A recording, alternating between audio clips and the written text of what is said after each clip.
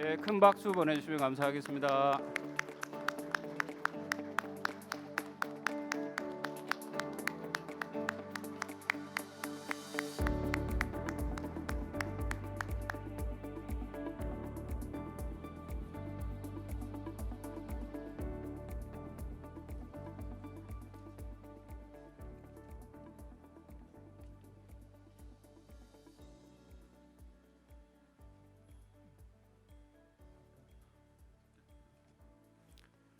Dear distinguished guests, we are about to start the opening ceremony of the 21st International Meeting on Information Display. On-site participants, please be seated, and we also kindly request you to turn off your cell phone or make it silent before we begin. And participants connecting through internet, please also be ready from wherever you're currently watching us. Ladies and gentlemen, good morning, good afternoon, and good evening. Since there are participants who are joining us online from all over the world, I have to consider everyone's time zone to say hello like this. We are very much grateful to all of you for participating in IMID 2021, especially in this hard time given by the pandemic. We sincerely hope everyone to stay healthy and safe.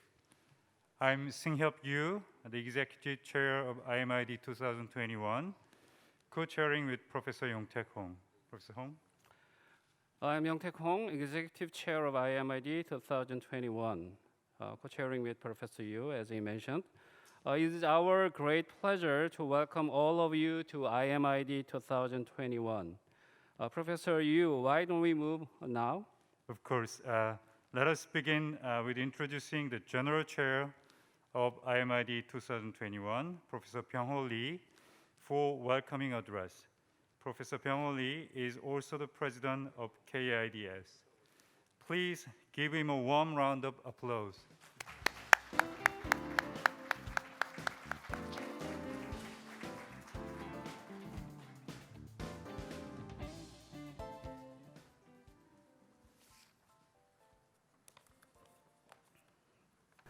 Good morning, distinguished guests and all attendees. As the General Chair and the President of the Korean Information Display Society, it is my great honor and pleasure to host the 2021 International Meeting on Information Display and to welcome all the participants who are attending on-site and online. We are especially happy to announce that IMID is celebrating its 20th anniversary this year.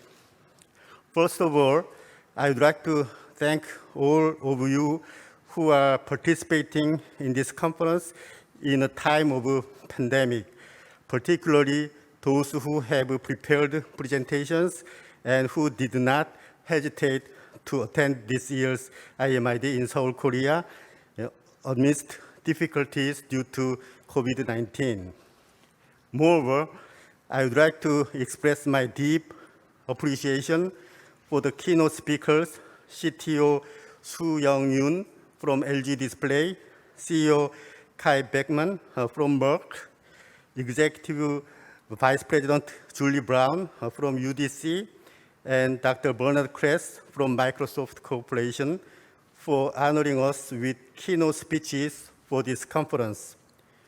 Co-organized by the Korean Information Display Society, KIDS, the Society for Information Display, SID, and the Korea Display Industry Association, KDIA, since 2001, IMID has continued to serve as a main hub to exchange great ideas and progresses in key areas of information displays.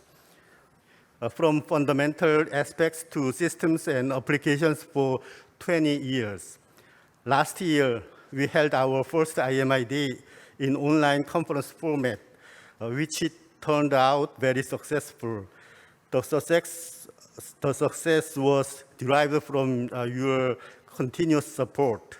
IMID now has great responsibility to continue to serve the community with its role in any form, regardless of the hardship we face. The IMID 2021 will accommodate participation both on-site and online. The IMID 2021 will include keynote addresses, invited talks, regular sessions, oral and poster, tutorials, and young leaders conference. We sincerely hope all of you participants use this opportunity to have deep and profound discussions in every field of information display and make lasting friendships with our prestigious researchers as well as those in their early careers. Most of all, the IMID 2021 will be held jointly with the huge display exhibition in the central park of the new downtown of Seoul. We are sure that the exhibition will offer companies and institutions great opportunities to expand their business and networking. Even though some of you cannot meet in person due to COVID-19, we will be trying our best to communicate with and connect our participants all over the world to maximize the benefits in participating in the hybrid type IMID 2021. Before closing, I have to extend further thanks to two institutions who co-hosted this conference, Society for Information Display, SID, and Korea Display Industry Association, KDIA, not to mention all our amazing sponsors. We appreciate the presence of Chairman of KDIA, Ho Young-jung, Samsung Display Executive Vice President Jino Kwak, for showing great support to the academic field of information display. Last but not least, I owe a debt of gratitude to all of the participants. Also, I really appreciate all the members of the organizing committee, program committee, and staff for preparing this conference. We are indeed honored to have you here with us. Thank you very much. Thank you, President Lee, for giving us the warm welcoming address. I know we have one more welcoming address. Professor Yu, can you introduce him? Sure. Let me have an honor to introduce Ho Young-jung, Chairman of KDIA, for welcoming address. So please give him a warm welcome with a big round of applause.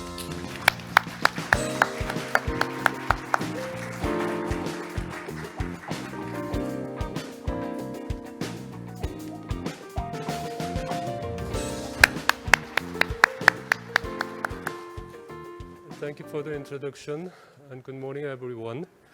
This is Ho Young-jung, as you introduced, the chairman of the Korea Display Industry Associations.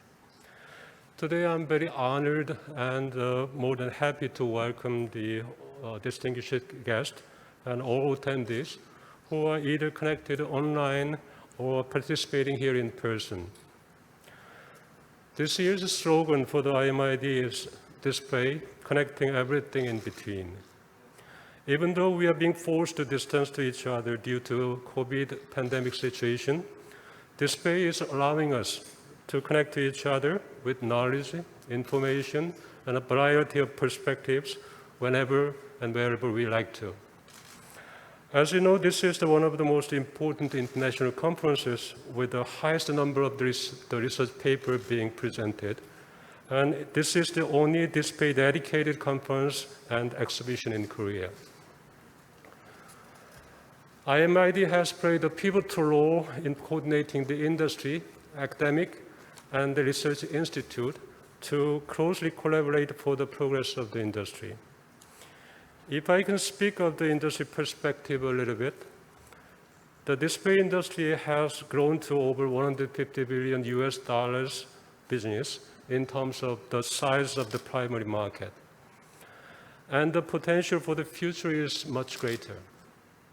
First of all, the prevalence of the remote work and social distancing is not just a temporary phenomenon. This is a new trend in lifestyle. The fundamental value and the role of display as a window of communication and the catalyst of the connection will continue to grow. Furthermore, there are ongoing evolutions for display solutions to alleviate customer pain points and create new values. Just like a CRT bulb to LCD some 20 years ago, now transition from LCD to OLED and next generation display is underway. For example, OLED portion of the smartphone market has grown up to 35% nowadays, but in case of TV and IT areas, OLED penetration is still in early stage. But as the product lineups and price spectrum broaden, the transition to OLED will be accelerated at the highest speed, being another important growth factor for the industry. On top of that, OLED and next-generation display solutions will create new frontiers. In the past, technology evolution of the flat panel display was the critical momentum for the new product categories and new business ecosystems, such as laptops and smartphones. Likewise, OLED and next-generation displays will become the foundation for the new applications and new categories with their own uniqueness and an enhanced level of the competitiveness.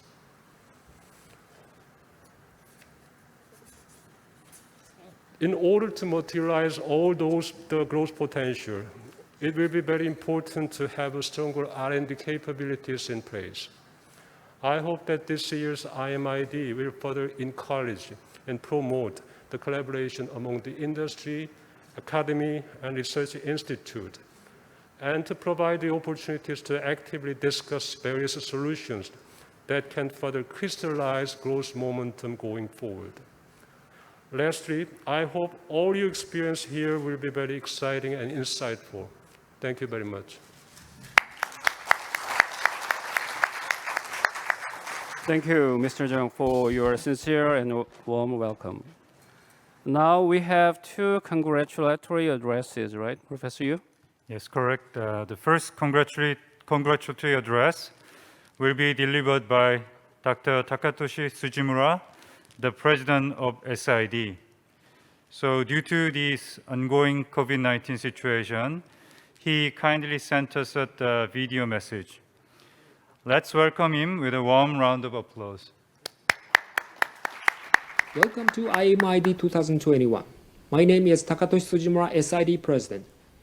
I would like to congratulate everyone on successful launch of IMID conference, especially in the midst of COVID situation.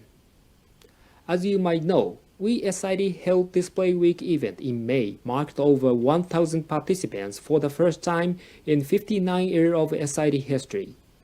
Obviously, it is a clear evidence how display's importance was increased when people spend more than 10 hours a day on smartphones and televisions. In the past, display used to be a family electronics. The purpose of display was for family to watch television program in the evening together.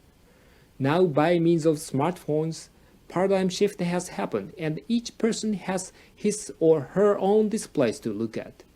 Many people have multiple displays at home or in office and are keeping in touch with the information which display provides. It means the role of display has been changed from family display to man-computer interface. It was COVID that accelerated such a situation. Now many people can work from home, staring at displays. Now displays play more and more important role than ever before.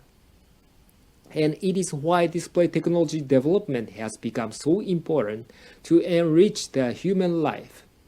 I'm hoping SID and IMID together lead the advancement of displays so that we can improve the situation toward many of human sustainable goals. I hope you fully enjoy the IMID event and also hoping it gives many new insights that is valuable for your next research or new business.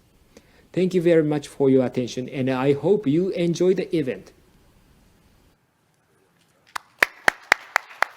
I'd like to thank Mr. Sujimura for his thoughtful messages. I believe that he is watching on stream IMID video now. Mr. Sujimura, you look very nice in the video.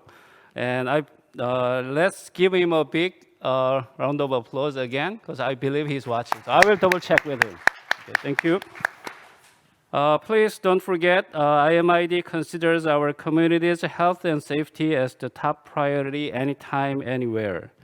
Please take care of all of yourselves till we meet again in person, the people in the internet. What do we have for the next, Professor Yu? Sure, Professor Hong, it was so touching. Well, now, last but not least, we have the second congratulatory speech for the opening ceremony, which will be given by Managing Director Woo-Kyu Kim from Merck Korea. So please join me in welcoming him with a big round of applause.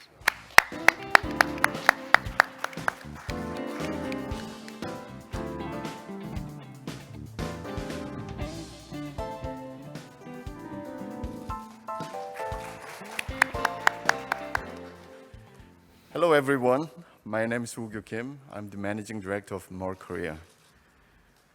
Thank you for inviting me to IMID 2021, and I'm honored to welcome you all. It's a great pleasure for me to be here. First of all, I would like to congratulate on the 20th anniversary of IMID, which started back in 2001 with about 230 papers and 900 participants at Exco in Daegu. Over the past 20 years, the number of papers has more than doubled to 520, and the participants to about 1,600, with tremendous success. Taking this opportunity, I would like to express my sincere gratitude to the Korea Display Industry Association, the Korea Information Display Society, the International Meeting of Information Display, and the Society of Information Display. As it always has been, there are many interesting sessions and themes offered at IMID. But with this special 20th anniversary this year, there are a few more intriguing topics such as artificial intelligence, computational technologies for display, displays with the free form factors, high-resolution display together with the various applied areas. Please enjoy the show and the very special sessions. Also, most of all, the IMID 2021 is proceeding jointly with the important display exhibition. So I'm sure that the exhibition will offer companies and institutions great opportunities to expand their business and networking. Finally, I would also like to congratulate all award honorees with my deep appreciation for their strong contributions with their pioneering studies, results, and knowledge on the information display. I wish all of you will have insight of our digital living and best success to IMID 2021. Thank you very much. Thank you very much. Mr. Kim, can you stay a little bit here? Because now it's time to move on to the Merck Award ceremony. Managing Director Woo-Kyu Kim from Merck Award Korea will keep helping us to present the Merck Awards this year. I think you're probably wondering why do we have two MCs so far? I believe that this is the reason. The Merck Award goes to Professor Seung-hyup Yu from KAIST, Executive Chair of IMID 2021. Please give him a big round of applause. And also, I'd like to call the next Merck Young Researcher Award. The Merck Young Researcher Award goes to Sunok Jeon from SITE. Please give her a warm round of applause again. Can you please?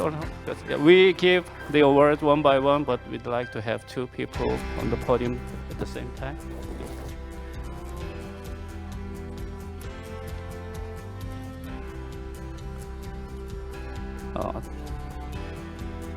2021 Merck Award, Professor Seung-hyup you, KAIST, in recognition of your achievements with academic depth and industrial impacts in the area of displays and healthcare based on organic light emitting diodes as well as flexible and wearable electronics.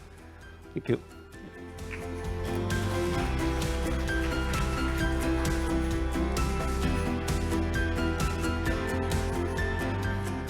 (2021) Merck Young Scientist Award, Dr. Sun Ok Jeon, Samsung Electronics Advanced Institute of Technology.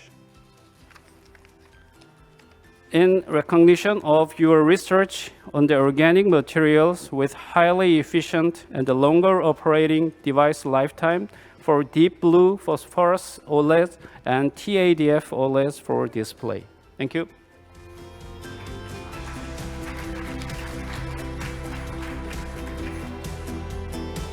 Two winners take a picture together, or yeah.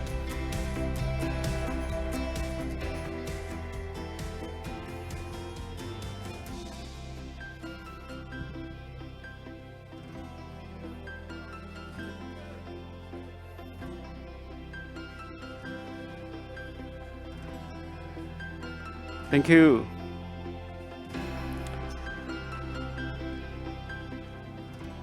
Welcome back, Professor Yu. Congratulations. Since you are holding your microphone right now, I'll give you a second to express your feeling for the word, please. Well, thank you very much, and thank all of you, and especially Merck, for continuing this program until even I receive this award. So it is my great honor, and I do have a lot of people to express my special thanks, but since we are short of time, let me continue with the opening ceremony for now. Next, we'll announce UDC Awards, which will be presented by Director Sungwon Kim from UDC. Please welcome him to the stage with a warm applause.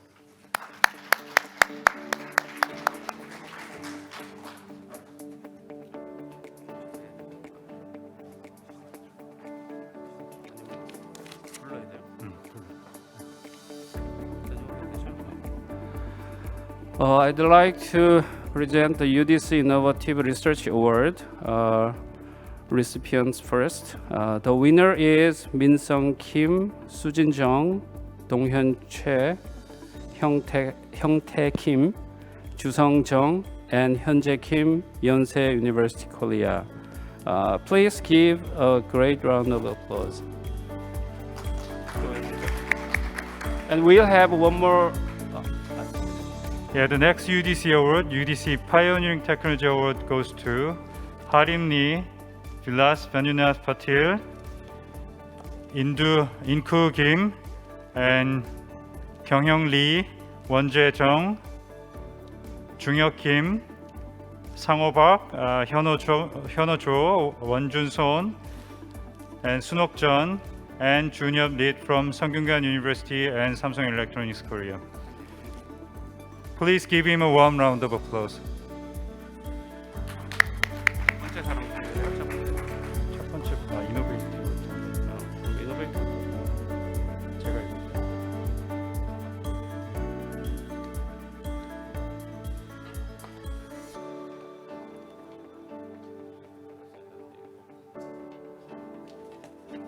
어떻게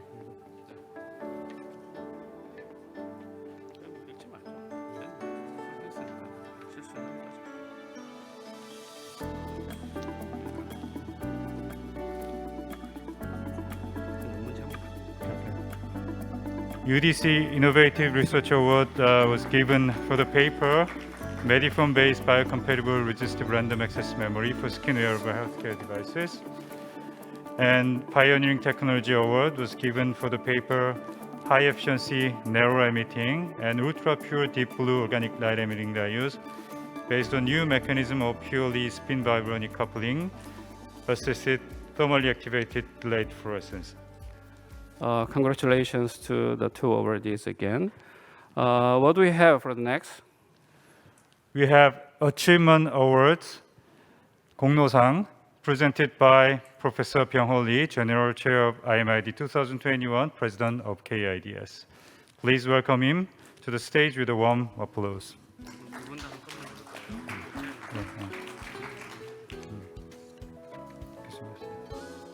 We have two awardees, so I will name together, and I'd like to have two people on the podium at the same time. The Achievement Award goes to Professor Jae-soo Yu from Jungang University, and the next Achievement Award goes to Dong-hoon Lee of Samsung Display Company. Please give them a warm round of applause. I'd like to have two people on the podium. Yeah.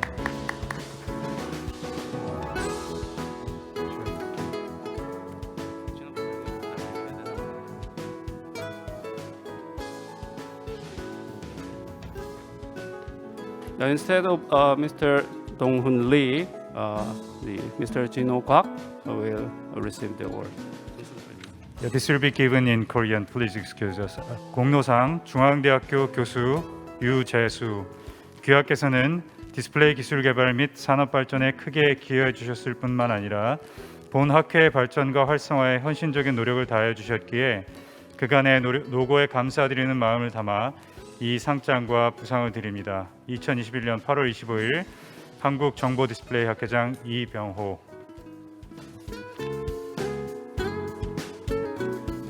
공로상 삼성디스플레이 고문 이동훈. 귀하께서는 디스플레이 기술 개발 및 산업 발전에 크게 기여해 주셨을 뿐만 아니라 본 학회의 발전과 활성화에 헌신적인 노력을 다해 주셨기에 그간의 노고에 감사드리는 마음을 담아 이 상장과 부상을 드립니다.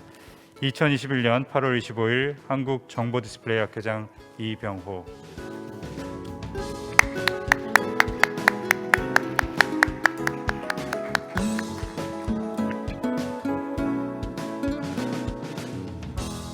네, 두 분 같이 사진 촬영 해주십시오.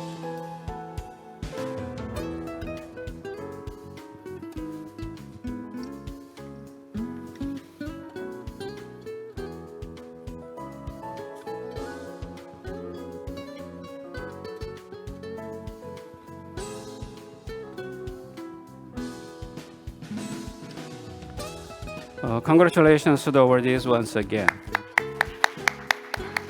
Professor Jae-soo Yu and Mr. Dong-hoon Lee have truly shown the great leadership for advances in display fields.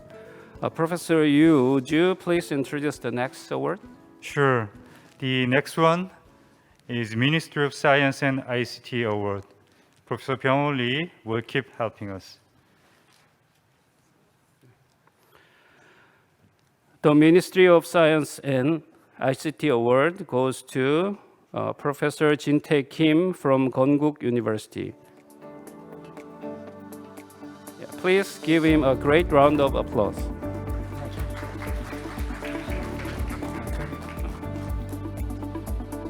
상장 기초 원천 기술 부문 대상 건국대학교 김진태. 귀하는 제21회 국제 정보 디스플레이 대상 기초 원천 기술 부문에서 우수한 성적을 거두었으므로 이 상장을 수여합니다. 2021년 8월 25일 과학기술정보통신부 장관 임혜숙 대독.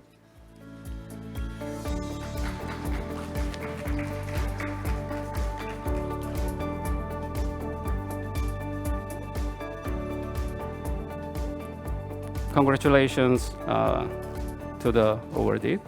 Why don't we give a big round of applause one more time to the all awardees this morning? Thank you.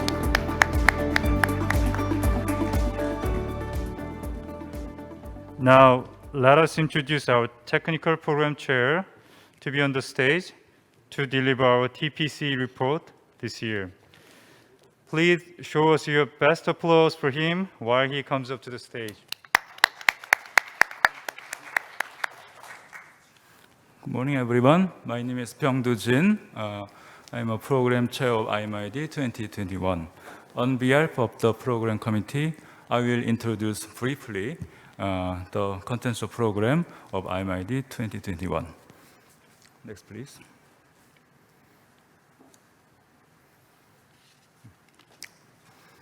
Okay, as you all know, IMID 2021 is a hybrid event, both for offline, starting today to the August 27th.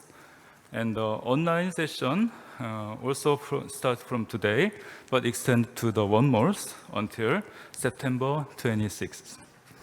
Offline talks will be also available after 2 days at each presentation.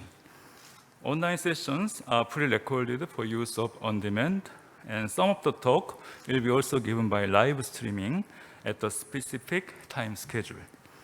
We have real-time Q&A sessions for each this kind of real-time live streaming, especially for some featured invited talks. We will have the schedule next coming slides. So this is the how can we enjoy our program using online platform also with these Q&A sessions. So this is an example of our timetable for online and also offline sessions, tutorial, featured invite talks, and some special sessions, and also the presentation and some posters. This table, you can find it in our platform of homepage. And these red box sessions are some specials with a live Q&A, even though the contents of this talk contains online sessions.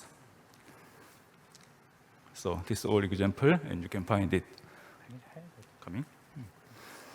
And right after this report, we have a keynote speech.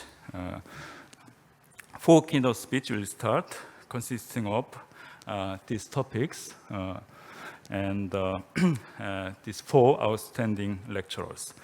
Only the first one will be given by offline from CTO Soo-young Yoon, LG Display, and the other 3 talks are going to be online live streaming. Unfortunately, for these keynote sessions, we don't have any live Q&A sessions. Okay. And now I will report briefly the statistics of our submission and the number of the presentation in the IMID. We have 688 abstracts submitted for around 17 topics. And next. And the total accepted and will be presented paper will be 674, including featured invite talks 14, invited 125, and the oral and poster, and total about this number. But there are some other presentations, including the MOOC award speech and the other award speech, Young Science Forum, Young Science Leader presentation, and so on. So we can keep to this kind of statistics. And the papers from 20 overall countries. Of course, more than 500 papers are from Korea, but also from the other countries, we have 143 papers all around the world. Okay. And I would like to thank so much for the efforts of the reviewers in each scientific program divisions. So these are our 17 program committee subdivision, and all of the 231 reviewers worked very hard to make it our conference valuable and keep the good paper status. Thank you for this kind of all effort. So finally, introducing some special topics of our conference. We have a 20th anniversary special sessions. In this session, we have some not only the technological progress, but also history and the moment of our society and IMID for 20 years. And after last year's IMID, we have again the AI and computational technology for display. And these two topics of the free form factor display and high resolution display will deliver you the highest technological achievement in this kind of device technology. Okay. And finally, we would like to show our special thanks to all of the sponsors of the companies and institutions for IMID 2021, including Merck, Samsung Display, LG Display, and KIDA, and some association like Seoul government and tourism organization, and also this great support from companies will be greatly appreciated. Thank you so much, and thank you for your attention. Thank you very much, Professor Byung-Do Jin, for the TPC report. I think under this kind of severe situations, I believe that the program committee members did a lot of work to have a successful IMID 2021. Please give them a really big round of applause again. Thank you.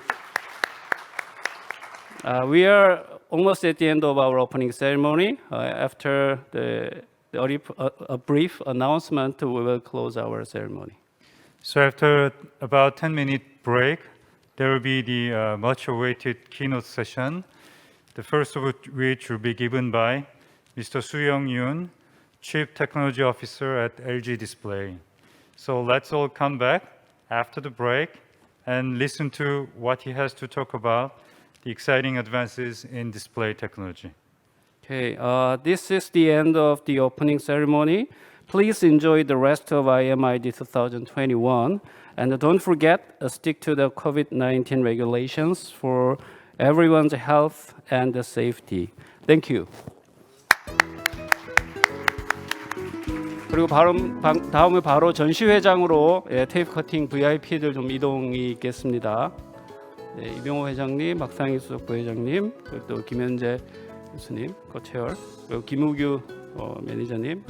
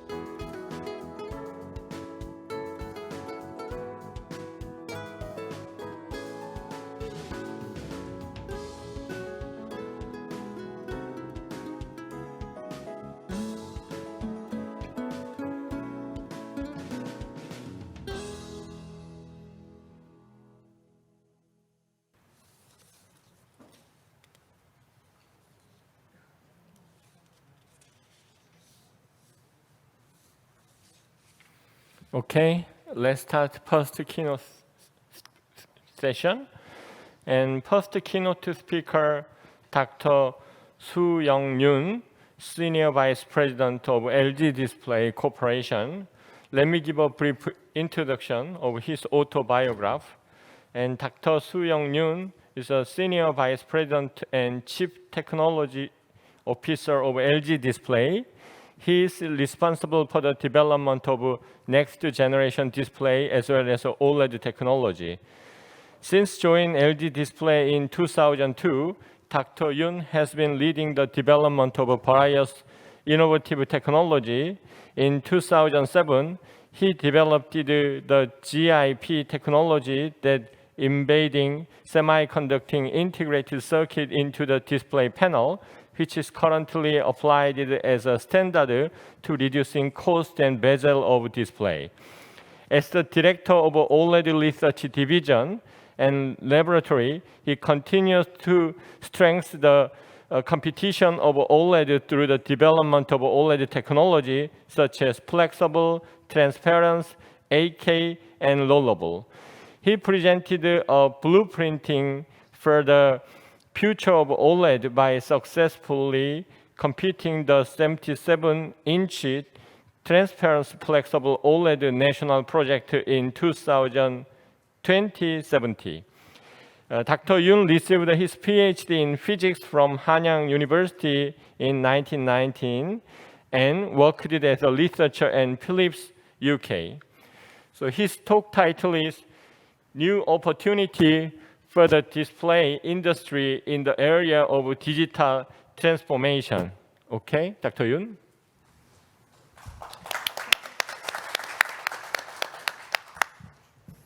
Thank you, Chairman. I have talked to a business opportunity for the display industry in the digital transformation.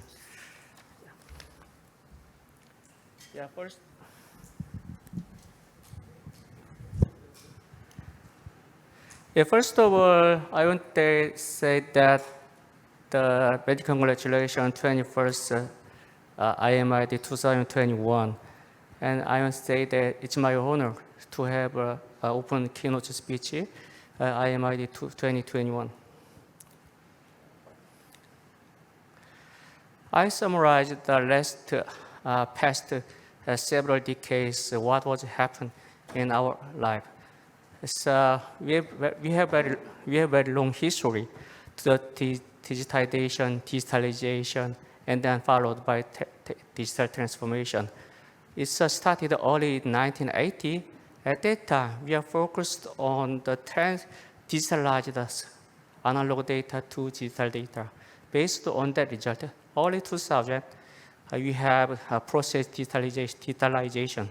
As a result of that, global IT company, they see it at that time and they grew very rapidly. At this time, we are on digital transformation situation, and we believe that we can take digital technology in the many fields of our life, and then I believe that digital transformation will change our future's lifestyle.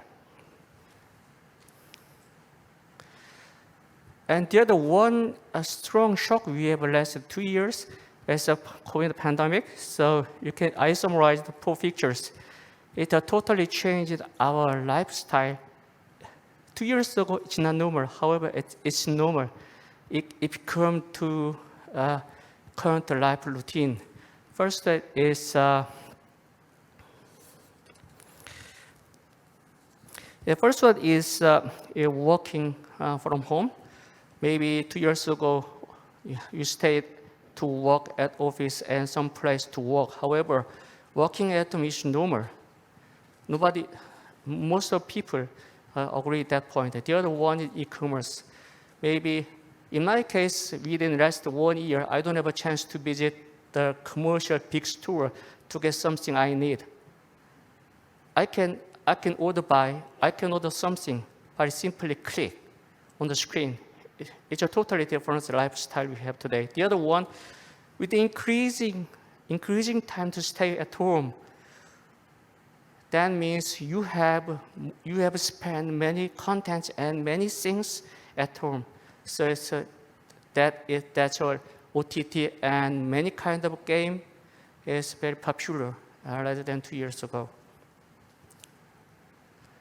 So as a result of that, in the business area, many things should be changed. You can see the left two sides, e-commerce and OTT market size bigger and bigger again. So 15% every year, 15% growth up. As a result of that, personal computer market is followed by very rapidly increase in market size. So that's very good news for display industry. So display industry is 15% growth up per year. So many people say that today is a digital transformation. Digital transformation should be the future, change the future. However, it's summarized that we think about the digital transformation. It's between the real world and virtual world. At the real world, it is strongly connected based on the huge size of the data. It's just storage on the big data cloud system, and then you can save and you can expand, you can share the big data by super connecting the 5G telecommunication. That means real world digitalized to virtual world. And the virtual world, based on that data, they use that data to make a real world in virtual space.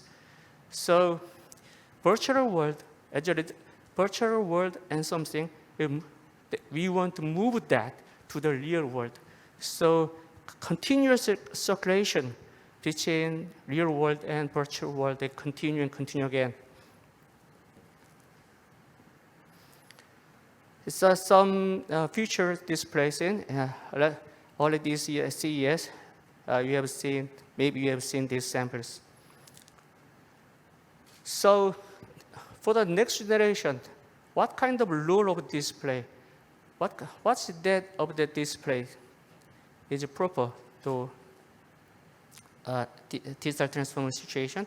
We believe that display is not only display, it acts as a window connecting real world and virtual world.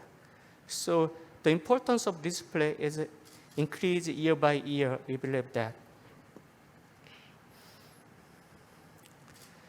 So I have 6 slides to show that someone's one-day lifestyle. The first, in the morning, you wake up and then you choose the clothes to wear or wearing the clothes to go outside. So at that time, you want to easily check today's weather or some news or some email from company or your friends. So you can see the right side is a transparent OLED.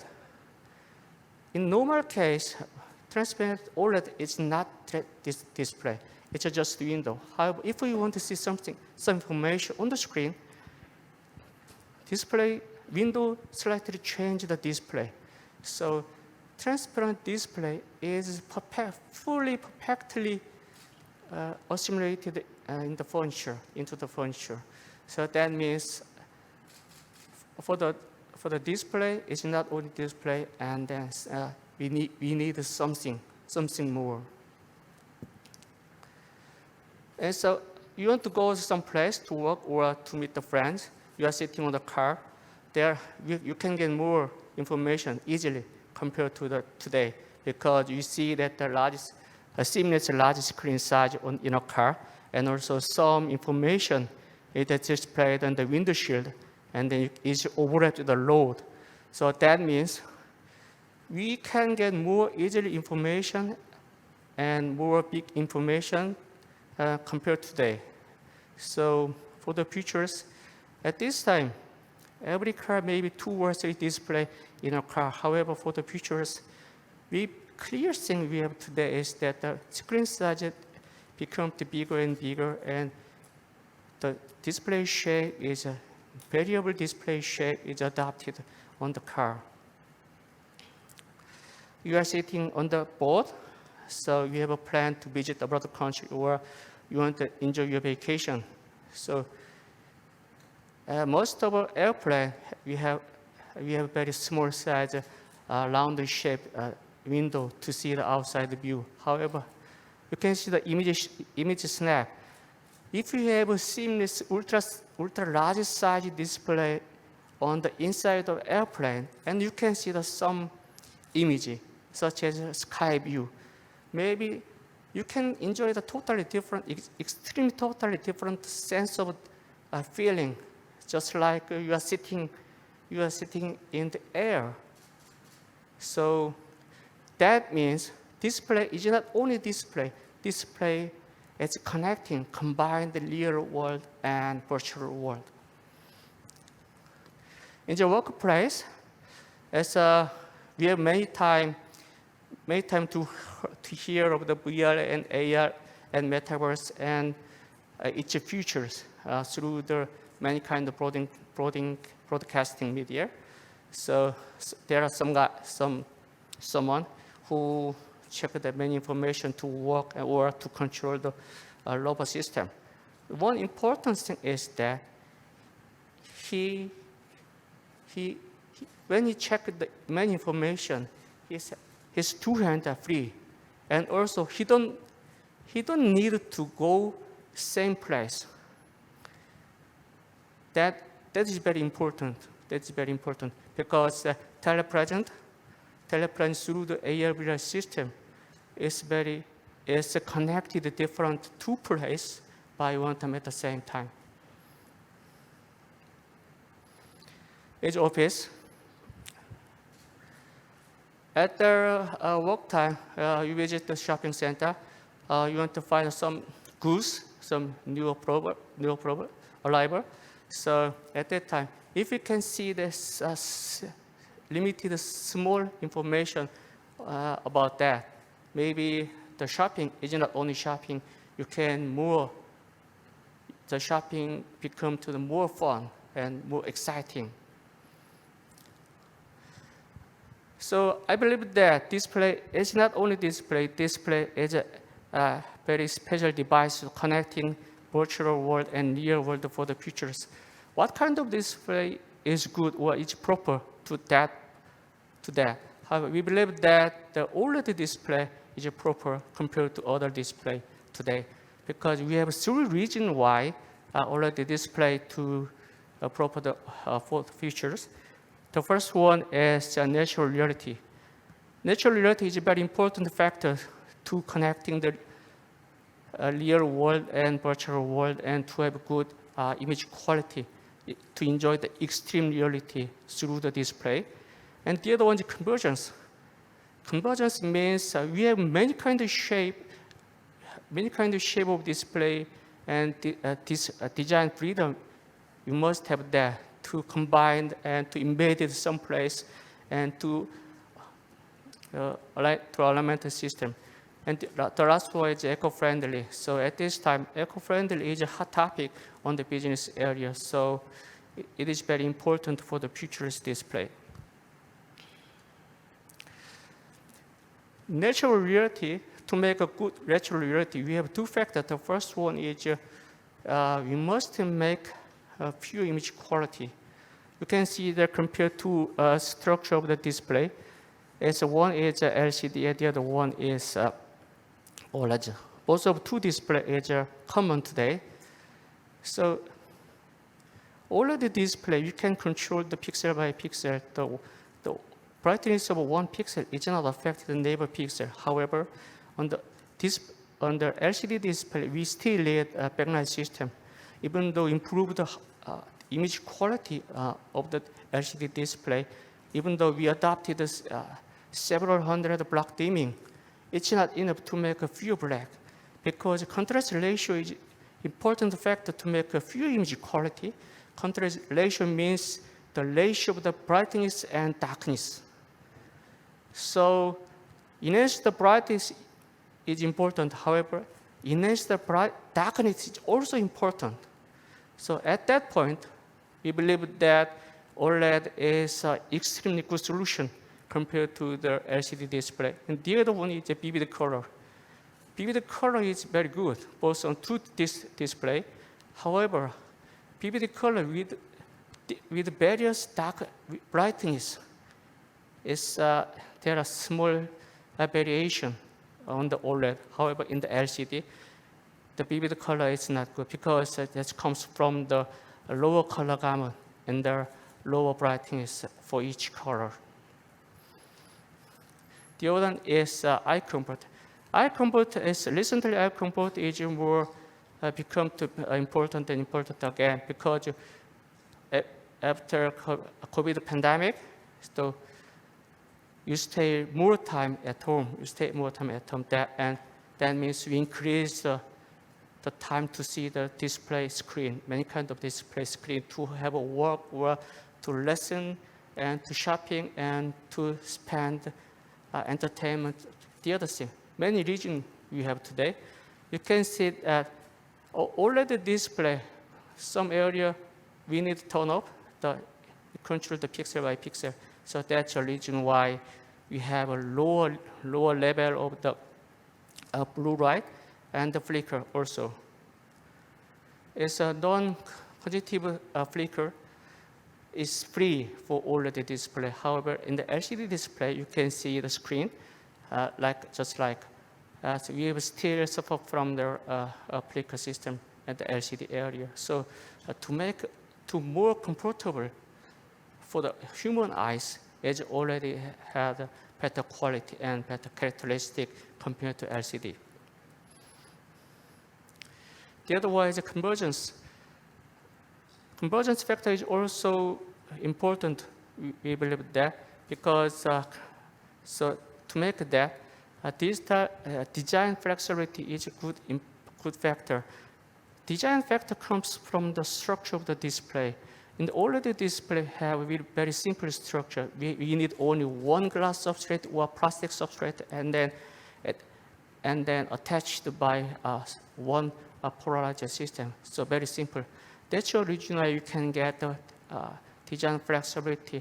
So maybe many of them today enjoy to have a chance to the flexible display, foldable display also.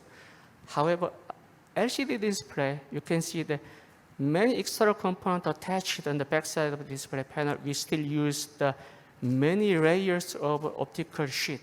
That's the reason why it's not easy, flexible freedom based on the LCD display. The other one is transparent. Transparent is also important. At this time, the market on transparent is very initial stage. However, we believe that it's a bigger and bigger on the market.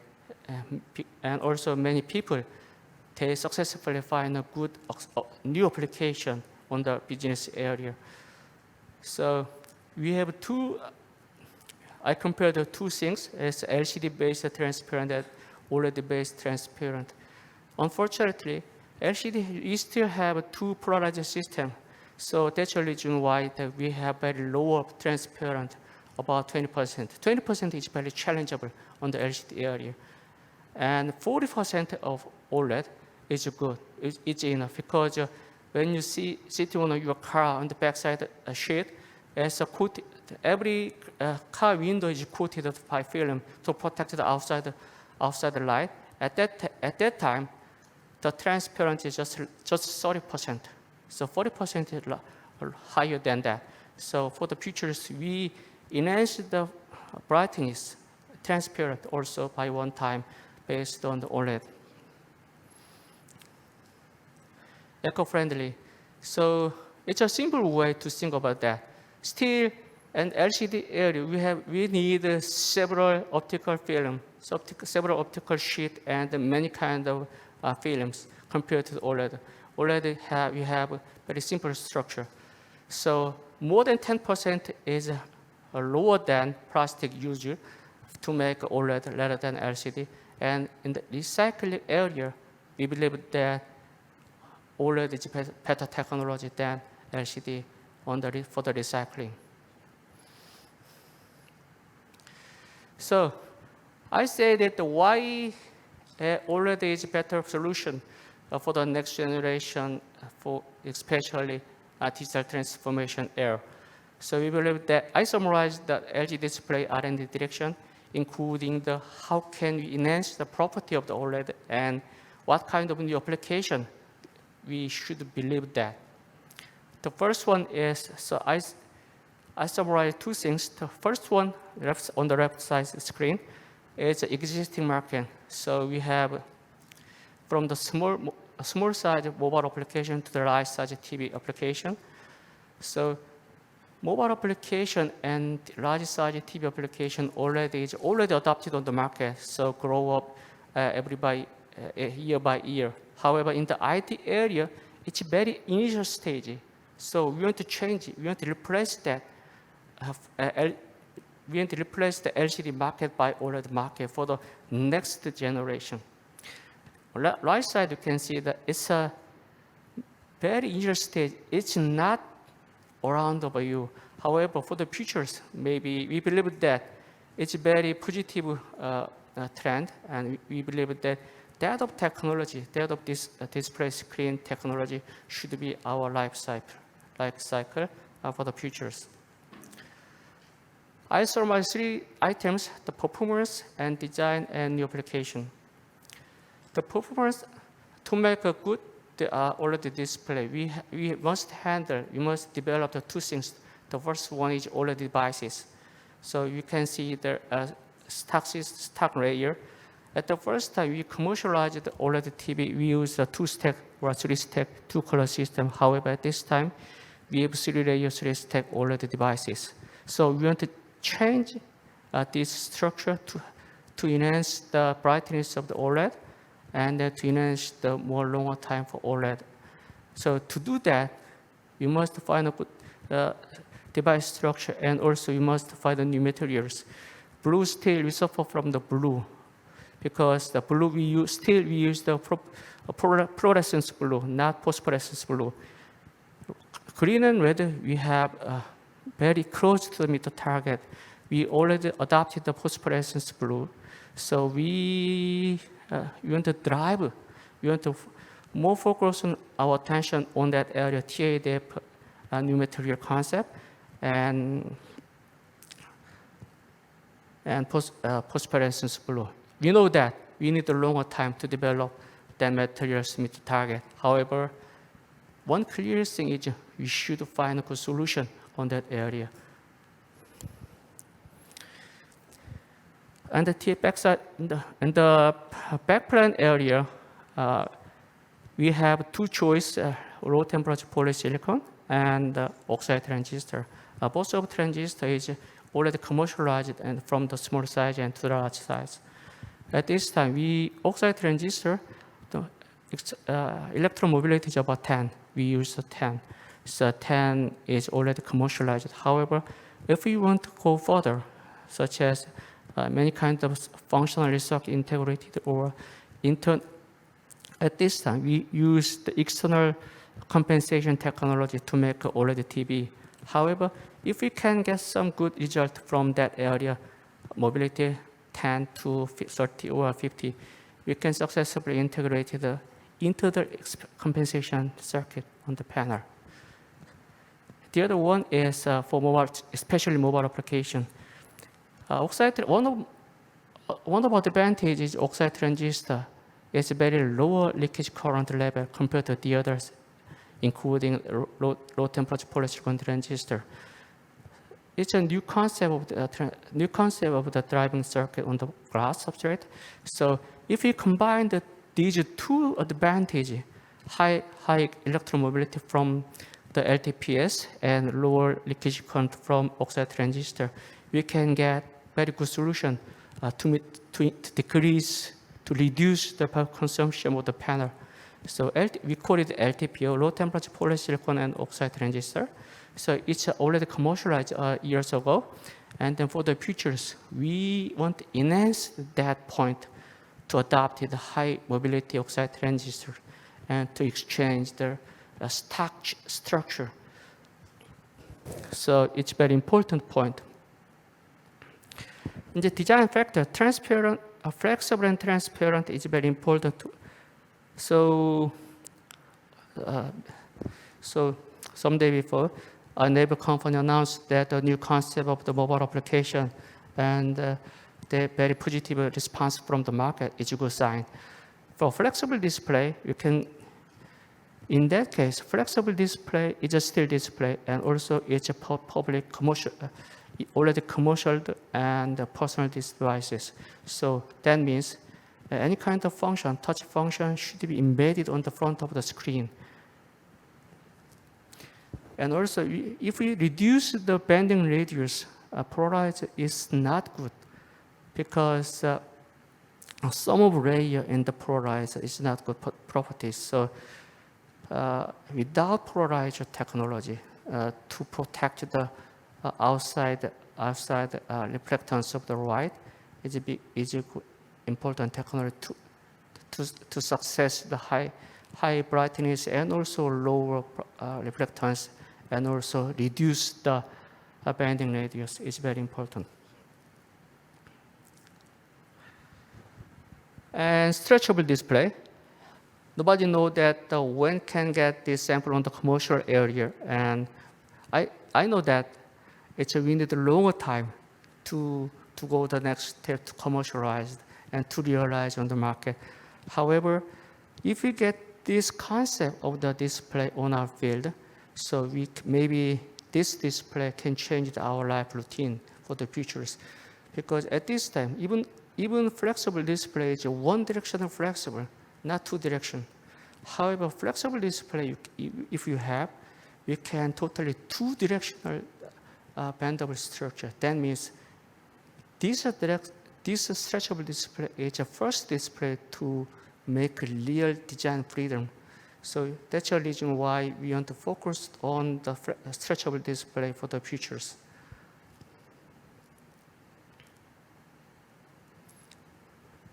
And AR, VR, maybe too many information on the market and too many information you hear from the broadcasting media. So AR, VR system at this time, maybe a years ago, Facebook launched their second generation product, Oculus Quest 2. It's around about 1,000 PPI, and they still LCD display. However, if we enjoy the wide range of view, field of view, and also high quality image to enjoy the extreme reality without any kind of window artificial effect. So that means we need high brightness, high PPI display. We believe that my micro display OLED on silicon, it's only one big good solution to go to the next step. Still, we know that it's still expensive than the others. However, if we only OLED on silicon display, it's a meet the target, high brightness and high PPI.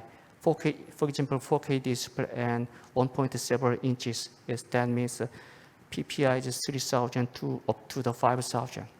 It's only one display meet the target by one time, high PPI and brightness. So that's the reason why we believe that AR/VR system for the AR/VR OLEDs can be a good solution for the futures. The other one is the light field display. Maybe there are many opinions on that area. Light field display is older technology. However, and the COVID pandemic, offline, online is a new normal. That's the reason why we want to enjoy the extreme reality. We want to enjoy extreme reality on the screen. We believe that light field display can be a good solution to enjoy the real, extreme reality. To do that, we need many numbers of view the light field. That's the reason why we need a high resolution display up to 16. We don't know yet how much resolution we need. At this time, the highest display on the market is 8K display. 8K display is not open yet. It's not fully open. Its 4K display is the main display on the market. In the mobile application, QHD is main display on the market still. 4K is not main application on the mobile application. However, if we enjoy that live field display, maybe we need more than 10K, 12K, or 16K. We know that, however, one clear thing is that we need extremely super high resolution display we need. And the other one is optical system on the screen. It's very important.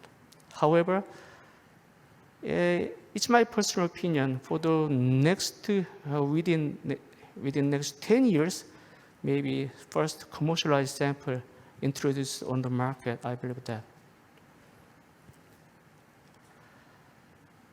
So I mentioned that why LG Display want to more focus on OLED rather than LCD, and the future trend view for the LG Display. One key thing is that digital transformation. We believe that to achieve that vision, achieve our vision, achieve display vision for the futures, digital transformation is a good solution. If we combine digital transformation on that area, R&D area and mass production area and the many areas, if we use that technology good, we can reduce the time and money and many things. And also we believe that it's a good solution to share personal experience to the young people. So digital transformation is also very big issues and very important issues on the display industry to make a good futures. Thank you very much for your attention. Thank you very much.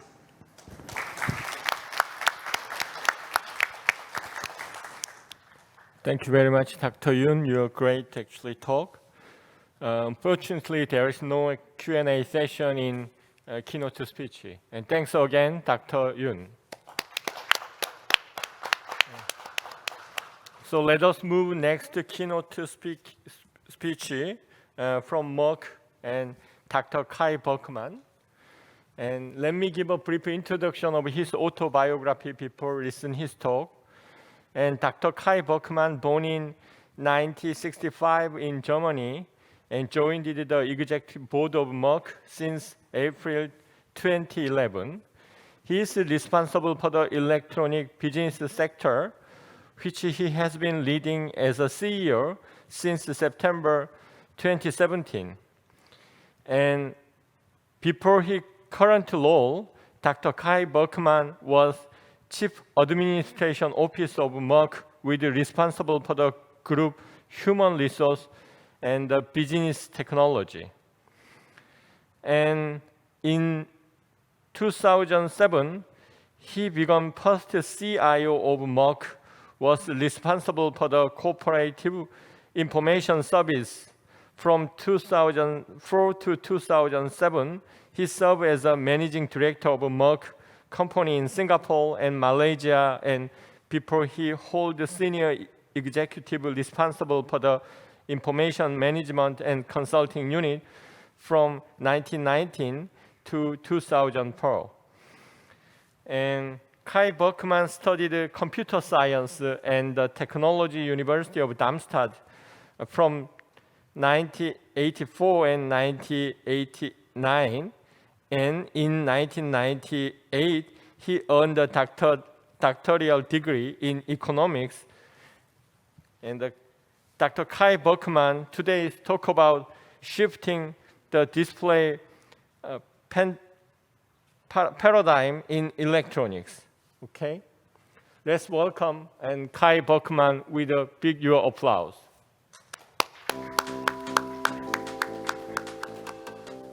Dear colleagues and partners in Korea, it's an honor for me to be part of the IMID conference. Thank you for having me. My name is Kai Beckmann and I'm a member of the executive board of Merck and CEO of our electronics business sector. It would have definitely been my first choice to be with you in Korea today. I really miss traveling and meeting with our customers. But As we all know, we are still facing quite some restrictions and challenges imposed by the corona situation. So I'm happy that I'm at least able to meet you virtually, thanks to electronic devices and high-end displays. This pandemic has once again made clear to me that we are doing the right things at Merck. We are committed to human progress, which is now more important than ever. We are a vibrant science and technology company. Science is at the heart of everything we do. It drives the discoveries we make and the technologies we create. We at Merck, all our 58,000 employees around the globe, believe in science as a force for good. Patients, scientists, and customers worldwide can count on us and on products and services provided by our three business sectors: healthcare, life science, and electronics. Through our electronics business, we provide high-tech materials and solutions for display, computer chips, and all kinds of surfaces. If you compare our business to a smartphone, display solutions represents the user interface. Semiconductor solutions provide the intelligence inside, and surface solutions take care of the design. We produce electronic materials that help people around the globe to stay connected, be it in research, business, or in their private lives. This is our strategic focus. Therefore, changing the name of our business sector from Performance Materials to Electronics was a logical step. Our new name reflects who we are and what we do. We describe that in this short video. Please have a look.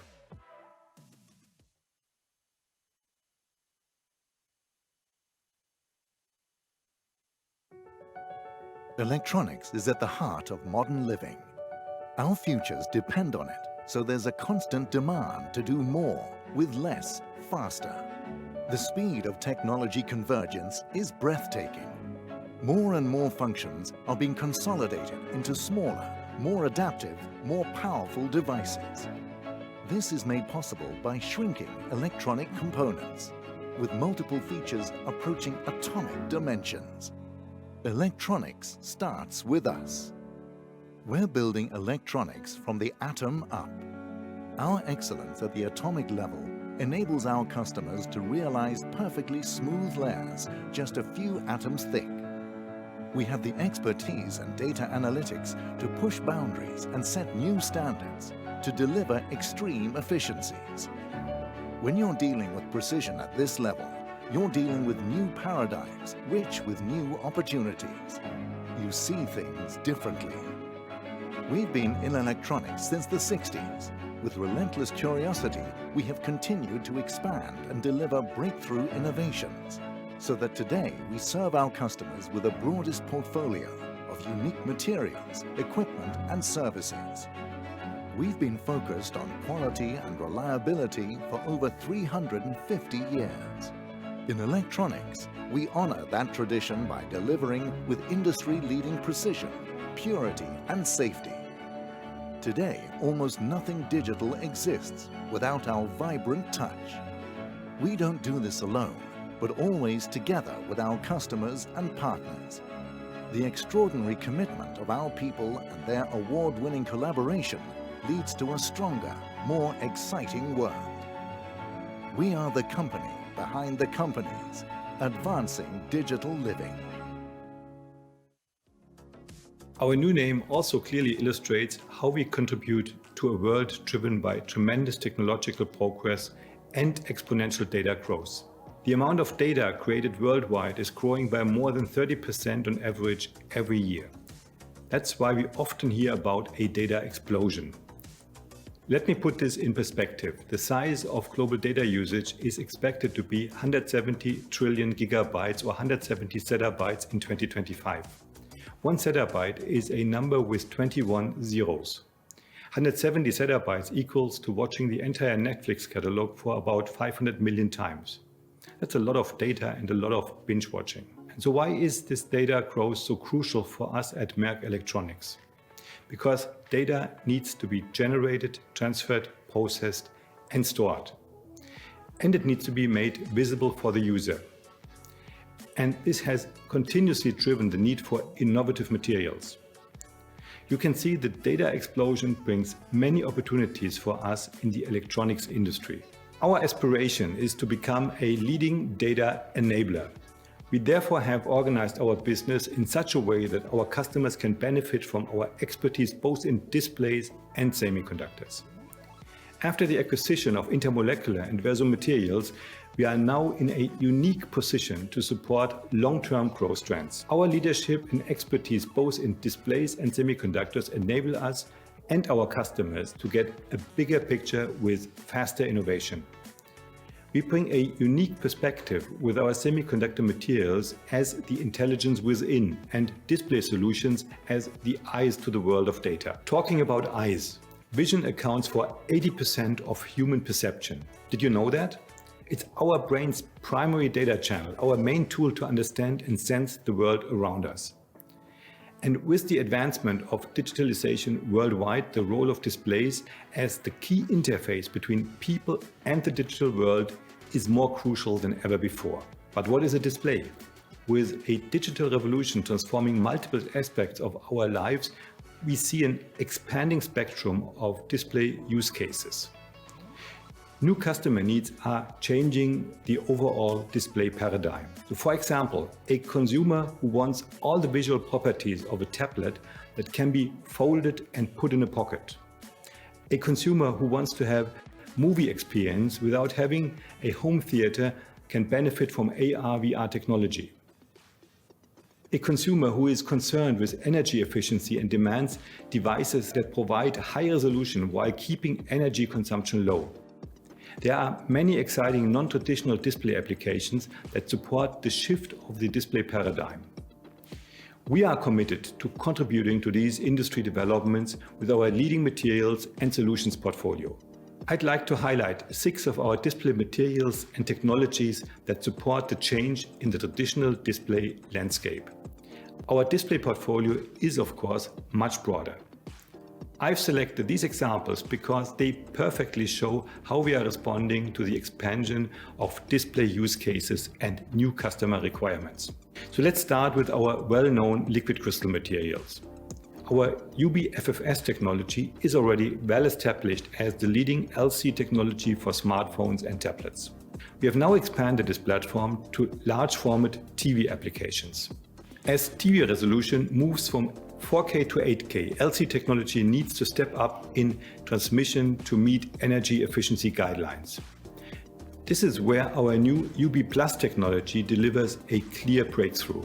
It improves light efficiency by 15% compared to IPS or FFS technology. This results in lower energy consumption as well as in a reduction of CO2 emissions. So just to put things into context, if all TVs used worldwide operated with 15% higher light efficiency, we could save the CO2 equivalent of 900 airplanes per year. Think about that. By the way, the Tokyo Olympic Games that have just come to an end marked the first global sports event that was broadcasted in 8K resolution. It's probably a safe bet that it will not be the last one. So now let's move on to OLED technology. OLED is opening many opportunities to further enhance the look and feel of the devices we interact with. OLED displays create a unique visual experience for the user. They are thinner, more efficient than LCD displays, and they produce saturated, brilliant colors. The diodes allow for the deepest black and highest contrast ratio. It is the materials that make OLED displays shine, but it's the system as a whole that determines the advanced visual performance of OLED. We call this the full stack. To achieve an optimal performance of the device, the interaction of the layers must be controlled. You can do so best when you look at the effect of materials from a holistic point of view. And this is why in our materials development process, we always consider and evaluate the influence of materials in a full stack to understand the potential for optimization. With our Livilux OLED materials, we offer inks for printing and vacuum evaporation processes. Thus, we can make sure to efficiently meet the requirements of the stack architecture. But there's more to OLED than brilliant colors. OLED technology makes the customized shape and novel design features of freeform displays possible. These displays are eye-catching because they can be bent, folded, stretched, or rolled. In order to enable these features, the display materials in these devices must be thin yet robust to prevent display stress caused by continuous folding and rolling. Compared with standard displays, freeform OLED displays require a reduction of the display module thickness by about 60%. You can imagine that manufacturing flexible, foldable and rollable displays also brings some challenges. We are addressing these challenges by offering a novel range of display materials under the name of our umbrella brand LiviFlex. This covers all the technology parameters for freeform devices. They should be hard but at the same time flexible, and they must be scratch resistant. Plus, they must fulfill optical characteristics such as transparency and color. The trend towards thinner devices is unstoppable. With LiviFlex, we are developing solutions that protect the delicate OLED layer without making devices thicker. Consumer demand for freeform displays will increase. They are one of the fastest growing trends in data-driven electronics. Freeform displays and the wide scope of their use will create a lot of business opportunities for the industry going forward. We are excited to be part of this development and explore these opportunities. So let me come to the next example with our LiquidVue reactive mesogens. They have similar optical properties to liquid crystals and can be coated on LC and OLED displays to further improve image quality. What's really outstanding about our reactive mesogens is that they are capable of enabling extremely thin films. This is fundamental for a wide variety of innovative applications such as flexible displays, augmented reality, and even non-display applications. And at the same time, they come with a set of manufacturing challenges, particularly as devices continue to shrink in size. But our reactive mesogens meet the high-performance standards required for modern display applications, including small-sized devices. In OLED displays, they can improve the viewing angle and dark state transmission to prevent reflections. We are proud of having reactive mesogen materials for digital optics applications in our broad and complete display portfolio. Connecting vehicles, machines or mobile phones, even in the remotest corners of the world, is possible today, thanks to new satellite constellations. However, a new generation of intelligent antennas is required in order to unleash the full potential of these networks. Smart antennas that use our liquid crystal materials are capable of connecting with stationary and moving satellites without physically realigning the antenna. This ensures connectivity everywhere, even in the remotest areas where fast internet connections are unavailable. As we know, the internet facilitates access to education, business opportunities, and social interaction. To meet this potential to address important societal issues is the most exciting aspect of our LiquidOn solution for smart antennas. Our technology is connecting people who would otherwise have no opportunity to participate in the global economy. This brings knowledge, prosperity, and health to more people across the globe. And this is exactly what we at Merck Electronics are all about. We are committed to advancing digital living for everyone. My last example is another innovative use of our liquid crystals. We are pioneers in the use of liquid crystals in architecture with our Windows business. Our latest innovation in this field is truly unique. Our dynamic smart glass can instantly change its transparency level to create secluded areas on demand while continuing to allow natural daylight passing through the glass. This means we can create flexible spaces that easily adapt to different needs in public spaces, commercial venues, and the workplace. Our iRise windows offer two innovative functions, a privacy function and a solar function. Let's talk first about our privacy windows. This product offers glass partitions that can go from transparent to opaque at the switch of a button. Once the windows are opaque, they create a private space, just like closing the blinds, but without the darkness. Glass partitions offer multiple functions for open plan spaces. Think about private meeting rooms in offices or consultation areas in hospitals or VIP zones in retail stores, to name just a few occasions where privacy windows create added value. The glass can also be used to divide spaces in conference centers and airports. And on demand, you can transform the windows into a screen for sharing information or presentations. With our privacy window, we are responding to the way we live and work today with a smart solution that promotes flexibility, collaboration, and connectivity. So now let's talk about our solar windows. Imagine a building filled with light, but with no need for blinds and aggressive air conditioning. We've made it reality with our solar windows. At a flick of a switch, the liquid crystals change their orientation instantly to regulate the amount of light and the heat passing through the glass. They always remain transparent. So even in a darkened state, natural light is preserved and the outside view is retained. A comfortable room temperature is achieved by the efficient use of incoming light, which results in reduced energy consumption. So we have analyzed the sustainable business impact of our solar windows. The window can help improve energy efficiency, cutting air conditioning and lighting costs by 10% versus blinds. Each window can save so much energy that utilizing the new window offsets the extra energy required to manufacture it within 18 days of use.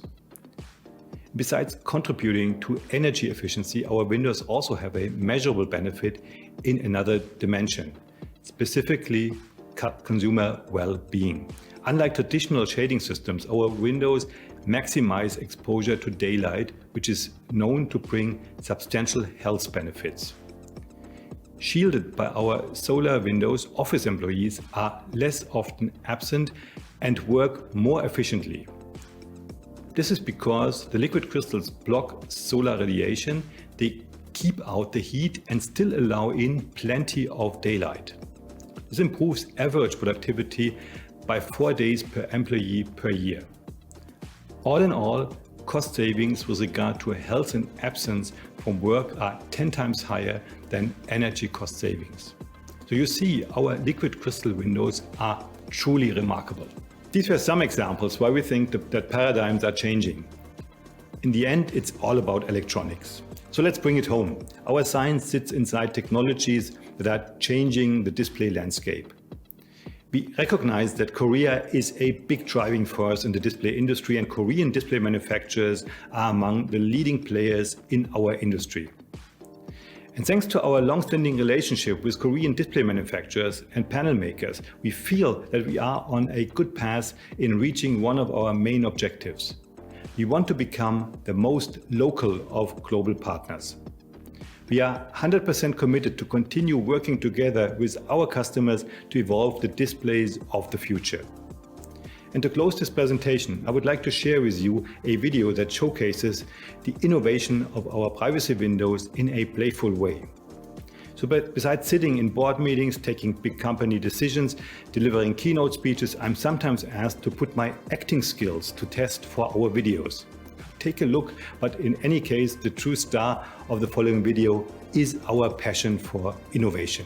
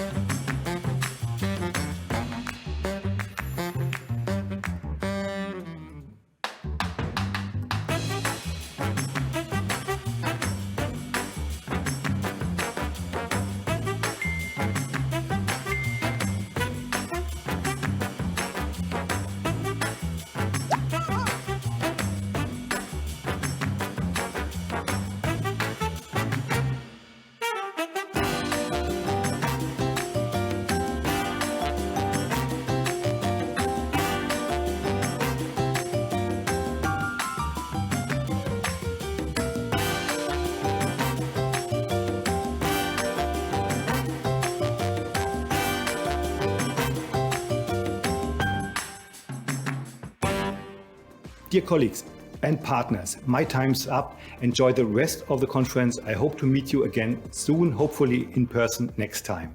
And thank you and best wishes from Germany.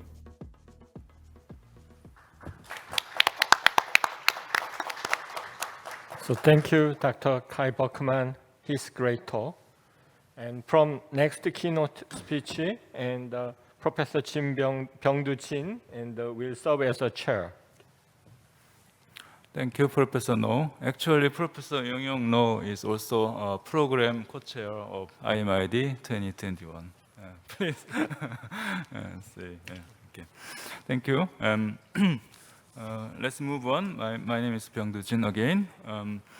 We have remaining two recorded talks of the keynote sessions of this conference.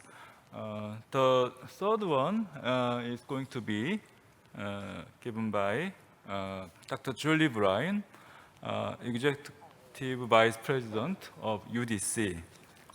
Actually, Julie is committed to come here to give her the offline talk, but very recently she had to change her schedule due to the expanding pandemic situation. So maybe she gave, I think that she gave us some very nice welcome and nice video from USA.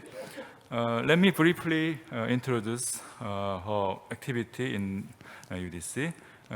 Julie Brown is Executive Vice President and Chief Technical Officer of UDC. She joined the UDC in 1998.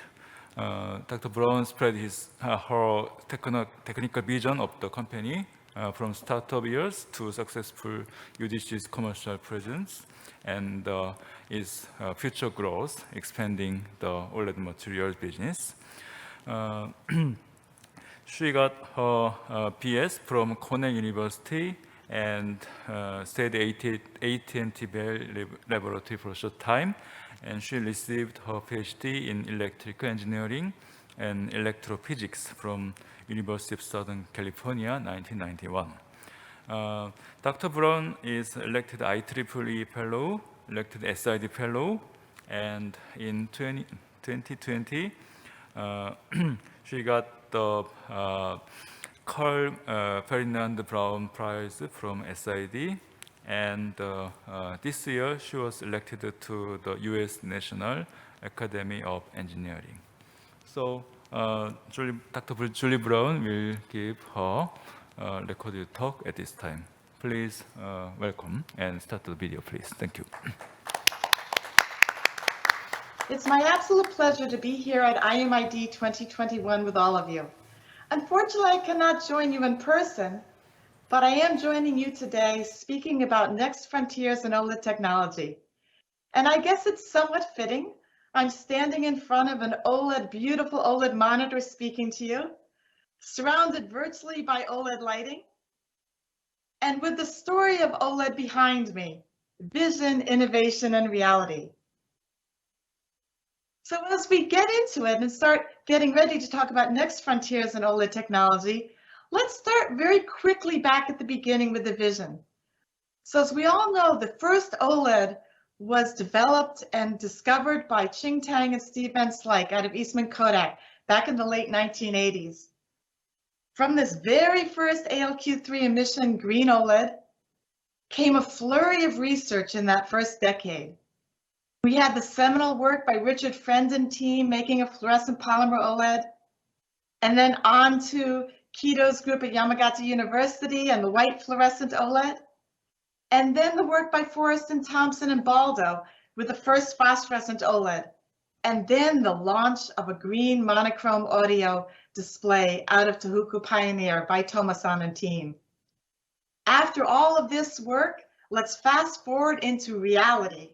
Reality today, we have the Galaxy line by Samsung of the beautiful smartphones many of us walk around today, and many other smartphone models with OLED displays, watches, moving into IT. Creatively, reality today is also with foldable OLED displays starting to come off and many, many different product designs, attracting the consumer to this visionary form factor for OLEDs, and automotive in dashboards and heads-up displays for OLEDs. And of course, we also have the line of OLED TVs that have come out, the seminal work from LG, and into many, many different portfolios today and products. So that's several decades of the OLED story, from vision, innovation to reality. But how did we get there? Let's take a quick look into that in the OLED device part, because this will now set the scene for how we look into next frontiers for OLED technology. What's needed for the OLED in any display product? We need the right color, the lowest power, maximum efficiency, and it has to live a long time, so stability. So as we've all worked together over the last couple decades, generation to generation of new OLED product launches, we've been working on chemistry and manufacturing process and device technology, tuning wavelength, optical cavities, phosphorescence, narrowing line shape, outcoupling this light, and molecular design, manufacturing processes, and controlling how that OLED emits light to be able to achieve the right color, efficient, and stability to drive this marketplace. All of this, the OLED, it starts with a molecule. Out of the periodic table, we identify atoms and molecular structures to creatively put together OLED molecules. And this is really, so far in this industry, from intuition from people and the product's performance and wrapping that back into a cycle. Very early on, if we think about mechanisms, the first OLEDs that were done were all emission from fluorescent, or the singlet excited state. And then against convention, the Forrest Baldo Thompson team came up and said, hey, triplets can be good. And this was the birth of the phosphorescent OLED that demonstrated that we could use all of that excited state energy and emit it as usable light. Very, very key, fundamental, in addition to the chemistry finding in our field today. So where have we come today? Tuning color around this color gamut, using various phosphorescent emitter molecules, many different metals, and the fluorescent blue system that is commercially today. People have come together and shown that we can tune and get very, very strong color control across this color space in the field today. And putting that together very quickly, where have we come in commercial advances and efficiencies? So if we think about it, starting with the fluorescent OLED back in the late 80s, and that fluorescent blue OLED system has progressed during the years, increasing that power efficacy. And then when we brought phosphorescent OLEDs onto the scene in the late 1990s, now we can see multiple layers of progression being added on in the phosphorescent OLED design. So first off, just chemistry, then assembling emissive layers with multiple host systems to drive that lifetime and efficiency to a next level together. And then we added in chemistry, line shape narrowing to design even higher Candela per amp efficient devices. And most recently then, driving towards extracting maximum optical energy out of this OLED by aligning molecules so we can extract all of this usable light. So all of this together has driven over the last couple of decades the power efficacy of the blue fluorescent OLED and the commercial red, green, and yellow phosphorescent OLEDs to very high levels of performance. And just keep in mind, look at that blue arrow still pointing up. And keep that in mind as we go through next frontiers and see where we think we can head next. So today, this is, as of 2021, commercial reality with commercial lifetimes. And what does that mean? Just looking at how a mobile panel in a cell phone has progressed since the advent of OLEDs. So today's active matrix OLED panels consist of red-green phosphorescent subpixels, and today a blue fluorescent subpixel. And look at the comparison of the power consumption compared to a state-of-the-art smartphone LCD display today. So as we all know now, OLEDs have taken their position in the marketplace. And as we look forward and working very hard together in the community to commercialize blue phosphorescence, we can see that even with today's technology advances, we are still on a march to make continual progress in this power efficacy and lifetime of the OLED panel. But where do we need to head next? So as I was just saying, generation to generation product challenges and responses with OLED chemistry, manufacturing processes, device architectures is very, very strong today. But the marketplace is asking us to go even stronger in color gamut and even stronger in dynamic range and brightness. So that means pushing the saturation of the OLED emitters further out into wide color gamut and onto BT 2020 possibly. And on peak brightness roadmap, the industry is at probably about 1,000 today, candelas per meter squared. And we need to drive into the future, whether it's a smartphone, a IT product, a TV, we need to keep moving that brightness roadmap to exceed 4,000 and maybe on up to 10,000 nits. So how do we get there?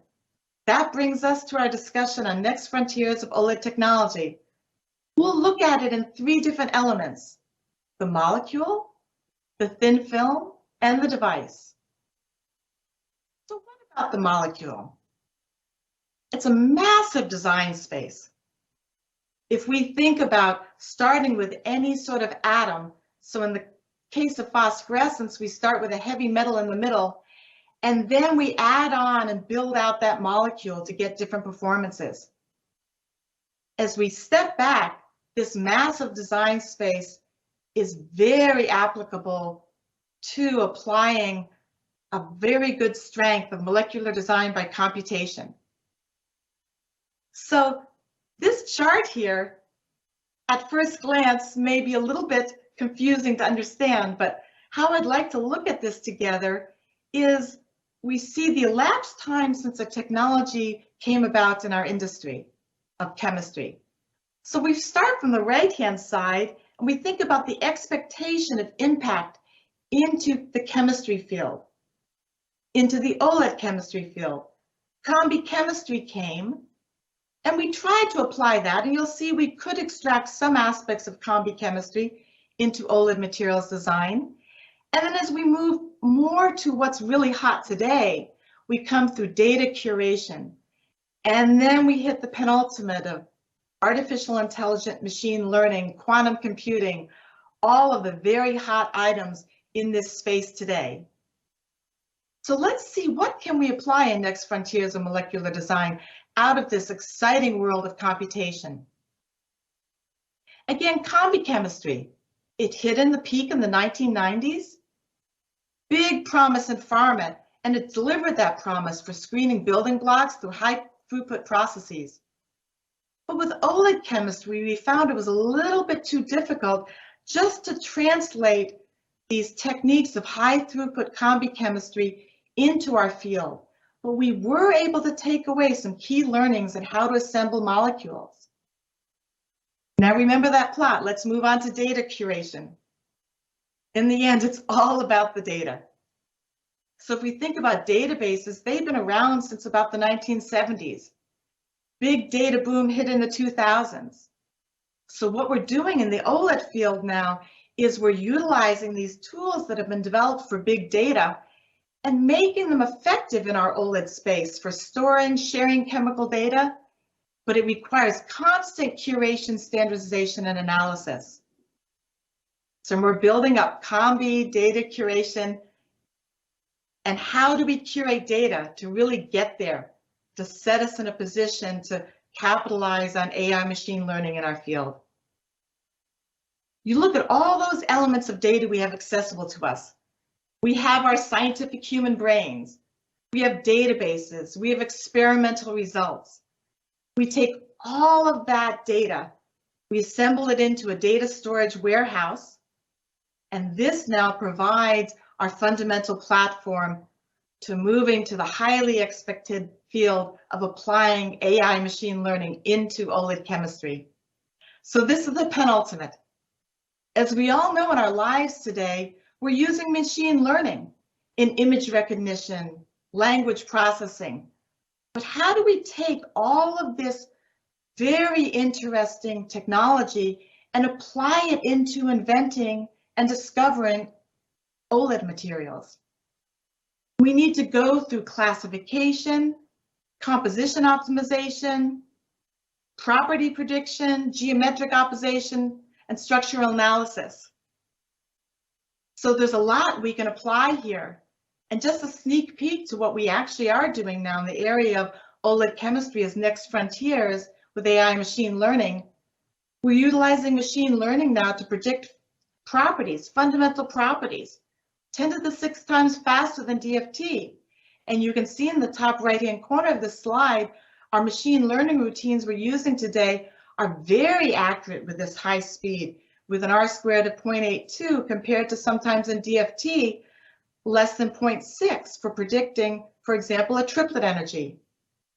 We're now applying generative neural networks to creating molecules from scratch and using combinatorial enumeration of unique cores to enrich the number of leads that we can complement with the human-machine interface. And very exciting, we're just driving into frontiers of utilizing mutation to take a class of molecules that look like OLED molecules, and here we have 550 compounds, and then mutate them into looking for even new creative leads. So this next frontier in using AI machine learning to invent OLED molecules is here. And if we apply it in a very meaningful way, so here is an example at UDC, how we look at our phosphorescent OLED discovery cycle. We have a continuous cycle, human and machine, using that interface between machine learning and humans looking at it, running it through loops, computational screening, getting into the lab, reporting it, curating that data, and going around and around. And this is driving us into new unique designs that enhance molecular stability, orientation, excite state lifetime, charge transport, emission, line shape. So very strong next frontier in AI machine learning. So now let's move on and take a peek at the thin film. So within our OLED device, let's focus in on that emissive layer. It would be really great if we could have even more control than we have today as we look into next frontiers of manipulating in that amorphous thin film how molecules are mixing, how they're laying down on the film, how we're getting the recombination zone, and can we really engineer that even more carefully? So let's take a look into one of the concepts that we're heading off into as a next frontier for thin film molecular control. And why do we really want it? A very real commercial example today is a commercial phosphorescent device. Over a decade ago, we introduced a multi-component emissive layer system. So for red and green phosphorescence, not only using an emitter and a host, but emitter and several different host molecules. And so you can see that by going to just a 2-host system, we were able to significantly advance the efficiency and, more importantly, the lifetime of a phosphorescent device. But this doesn't come with a very easy challenge, because those host molecules today, with today's manufacturing processes, we need to match them in their thermal properties so they evaporate together into the thin film. So what if we could have more control there? And also in the academic research world, J.Y. Lee's group and Steve Forrest's group have done some wonderful scientific paper publications showing pictures for us and demonstrating in the research lab the potential if we could not only mix multiple molecules in a thin film, but could we grade them? If we could grade them through the emissive layer in good control, both of these papers show you could have much higher device efficiency, much lower roll-off, because you're controlling that charge transport much more carefully, and longer lifetime. So there's a commercial motivation and a strong research motivation for this next frontier. So one process technology that is coming forward as a next frontier process technology is moving away from sublimation and evaporation and going into vapor phase printing. We call this OVPD. You take an OLED small molecule, you vaporize it into an inert gas stream. The molecules get carried in that gas stream and directed through a silicon micromachine jet engine and condensed on the display panel. So this is the concept of OVJP. So today, our team has shown that we can print, and the top right-hand corner there, this is a printed by OVJP, the emissive layer, a full-color RGB phosphorescent array. We've also shared the performance of our printed phosphorescent emissive layer by dry printing. Has the exact same lifetime and efficiency as comparable vacuum thermal evaporated devices. And we're not using any special chemistry or substrate systems. So that is what we're moving forward for patterning. But now let's think of a next frontier, vapor phase printing. It also opens up a new level of compositional flexibility and control. So here with this little artist cartoon, you can see we're vapor jet printing. You can think of the pink as a dopant molecule, the blue as a host molecule. The mass flow controller is precisely putting that inert carrier gas, picking up the molecules, they transport and mix and print. But since we aren't putting the materials in a crucible underneath the mother glass, but we have this gas phase flexibility and vapor transport, we could think about evaporating up to n sources at a time. And we don't have to worry about those molecules having the same sublimation temperature. We can simply put them in different crucibles and we get the mixing and the compositional control by that carrier gas distribution with a very precise MFC. So that's how we get molecular control in the future for putting multiple molecules in one layer. And then think about compositional grading. Remember, this is vapor phase transport. So as you see with that red arrow, it's showing an artist's rendition. I increase the carrier gas volume. I increase the density of molecules I'm picking up. So I can grade an emissive layer by keeping that organic molecule depositing and evaporating to the gas stream at steady state and just changing that carrier gas. So this is a very, very exciting next process technology to realize mixing molecules and grading molecules. Now let's round out our look into next frontiers of device technology. There was a recent Nature paper by Mike Fusella and colleagues out of UDC introducing a new fundamental phosphorescent device architecture called the plasmonic PHOLED.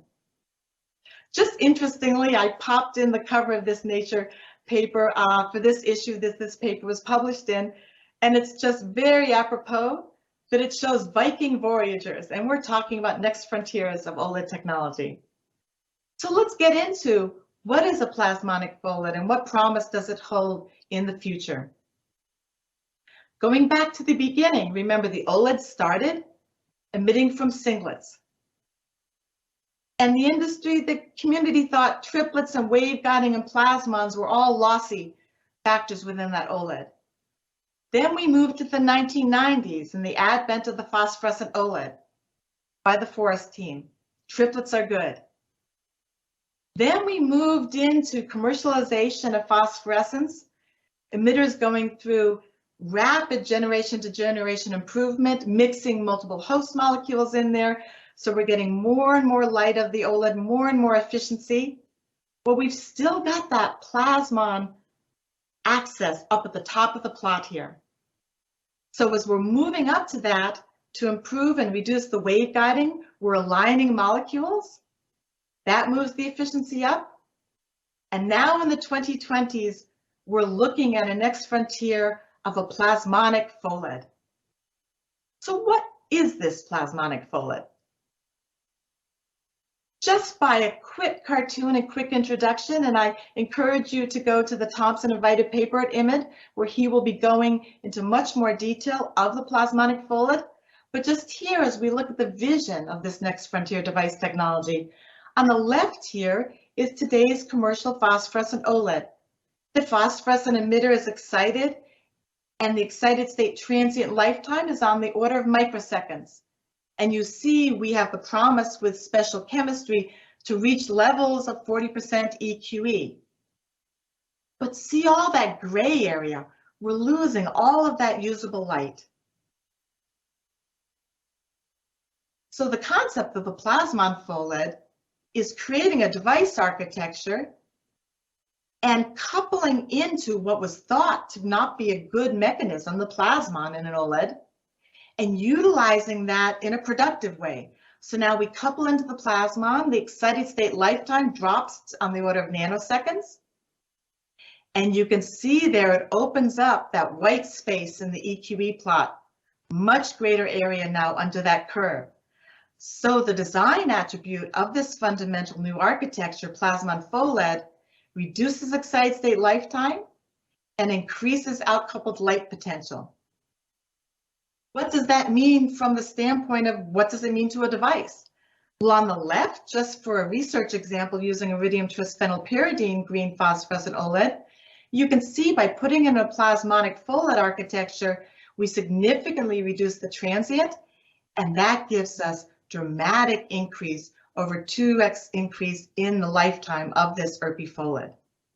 So lots of promise there. So we look back, the fluorescent OLED, the late 1980s, the phosphorescent OLED, the late 1990s, showing triplets can be good. And now we're investigating the next frontier of the plasmonic OLED. Can we show that plasmons are good in a commercial realizable device?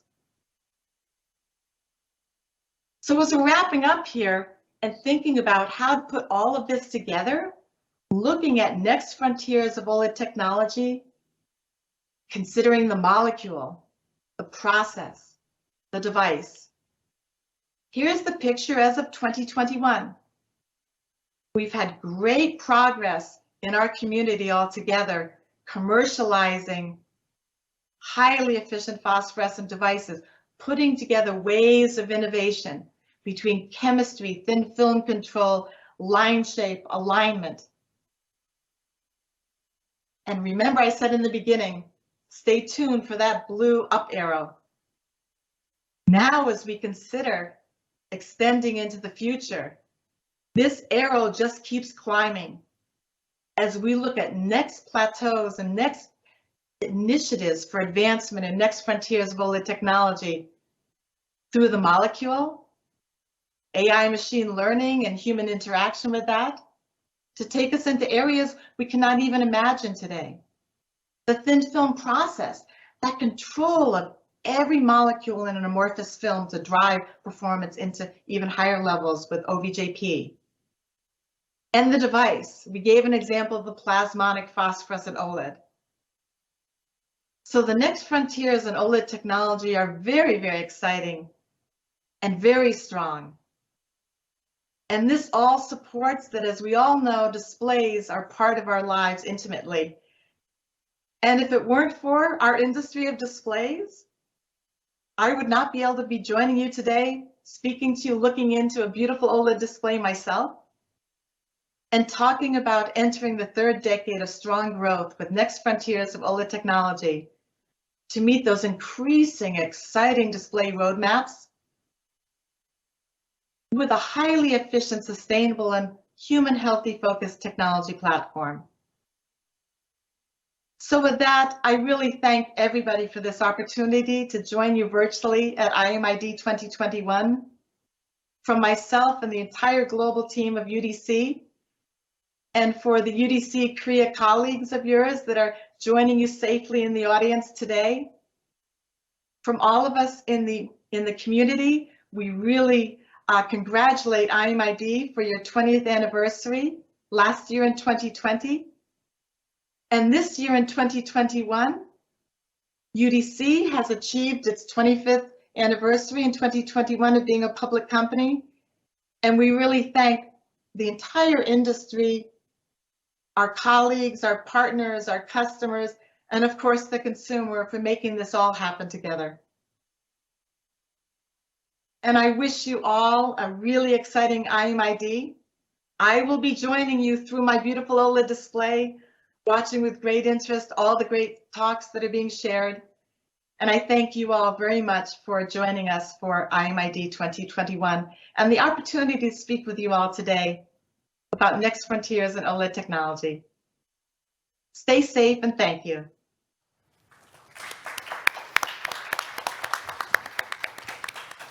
Thank you, Dr. Julie Brown. We would like to see you at the next IMID. And also thank you for the UDC support and this keynote. And congratulations on this 25th NASDAQ anniversary of UDC. Okay, thank you. Let's move on to the final, the keynote speech recorded video. That will be given by Dr. Bernard Kress, Microsoft Corporation, HoloLens Project Team, USA. He is a partner optical architect and also vice president of the SPIE. Bernard is especially involved in the field of micro optics, wafer scale optics, holography, and nanophotonics, dedicated to new optical and display architecture. He publishes numerous books and chapters on micro-optics, who hold more than 50 patents granted worldwide. He's now chair of the SPI conference in digital optics and AR, VR, MR, and SPI fellow since 2013, and served as SPI board director, and currently is vice president. Bernard has joined Google X Labs in 2010 as the principal optical architect on the Google Glass project, and is since 2016 the partner optical architecture at Microsoft Corporation on the HoloLens project. Let's welcome his recorded video on the keynote speech of IMID final, the keynote sessions. Welcome, and let's play the video. Thank you. The Microsoft Corporation on the HoloLens project since 2015. I wish to thank Professor Byung-Yo Lee, the General Chair of the IMID 2021, for inviting me to give this talk today. I'm also this year the Vice President of the SPIE, the International Society for Optics and Photonics. The title of my talk is as follows: New consumer use cases are shaping the display architectures of tomorrow's mixed reality headsets and smart glasses.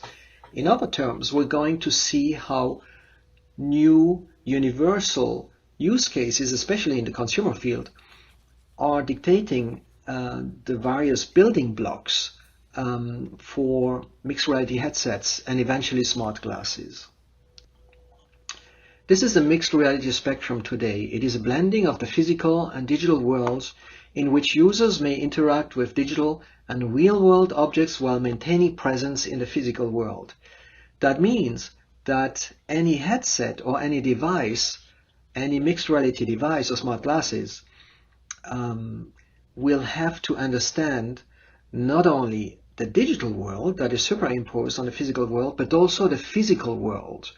That means that these devices need to be packed with sensors to understand and to scan the physical world around the user, the wearer of such a headset, but also the wearer himself or herself, to understand his or her face expression, gestures, but maybe also emotions, and scan also the persons that are around this user. So it's very complex, not only scanning the physical world around the users, but also the users themselves. Mixed reality is the third wave of computing, which started with personal computers, and then smartphones, and then the intelligent edge, as we call it at Microsoft, which is heavily relying on the intelligent cloud. We're going to talk about this later. Computing power at the edge that blends the physical and digital worlds. Now, before talking about use cases in consumer field, let's see the mixed reality use cases in industry. And most of the companies that are providing mixed reality products today are starting to deliver use cases for enterprise. By 2030, mixed reality has a potential to deliver a 1.5 trillion boost to the global economy in the way of enhanced training, risk reduction, faster product design and delivery. For example, products and service developments, 359 billion, healthcare, which is a very important field, 350 billion, development and training, around 300 billion, process improvements, and retail and consumer. And these are the major. Mixed reality is already transforming enterprises. And these are some of the proven enterprise mixed reality use cases, starting with remote collaboration, which empowers workers with access to experts anytime they need it, guided training and task management, training and simulation, sales assistance, design and prototyping, and contextual data overlays. The value to enterprises is as follows, and there are mainly 3 points. The first one is improved skilling. The second one, improved efficiency and quality gains, and eventually mixed reality tools will empower first-line workers. And these 3 points are really the ROI, the return on investment for enterprise, for mixed reality. So we talked about mixed reality use cases in enterprise. Let's talk about mixed reality use cases in the defense. Microsoft IVAS, Integrated Visually Augmented System helmet for the US Army, is not new. Microsoft got a first contract in 2018 for $500 million to develop the first generation headsets for the Army. And more recently, in April of this year, got an additional contract worth close to $22 billion over 10 years to develop specific headsets for the US Army for planning, training, enhanced vision, and leveraging data for modern warfare. You can find more information on the web. So we talked about universal use cases for enterprise, not universal. For enterprise, every single use case is different. And for defense, every single use case is also different. But for consumer, there has to be some universal use cases, exactly as it happened for the smartphone. Now, the big question is, what comes first? First the use case or first the hardware? Well, as we can remember with the Google Glass experiment, first came the hardware, and the use case was not very well defined, and eventually this didn't work out very well. This first version of Google Glass was designed for the consumer. The second and the first versions of Google Glass were designed for enterprise and was a big success. Same thing with HoloLens. The first version of HoloLens was designed for both consumer and enterprise, and eventually the use cases were mostly for enterprise, very few for consumers. So really the first attempt at developing hardware in mixed reality and smart glasses is really a shot in the dark. But thankfully that shot in the dark happened, and we have feedback from the user and really from consumer and what the consumer is expecting.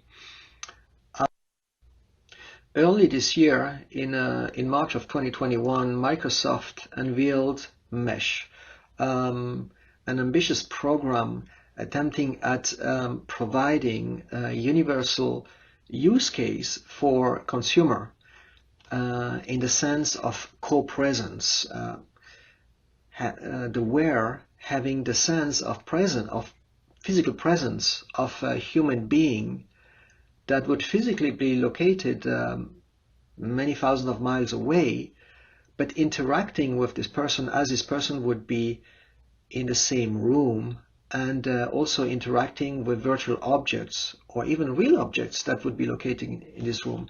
I advise you to watch some of the YouTube videos that introduce the concept of mesh.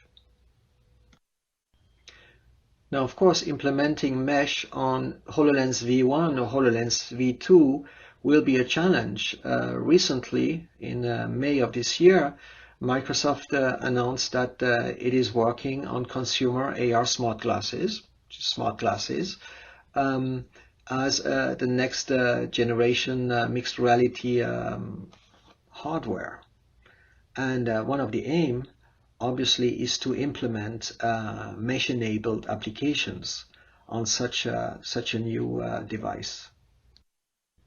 One of the main challenge, which is strongly related to hardware, is enabling hybrid presence.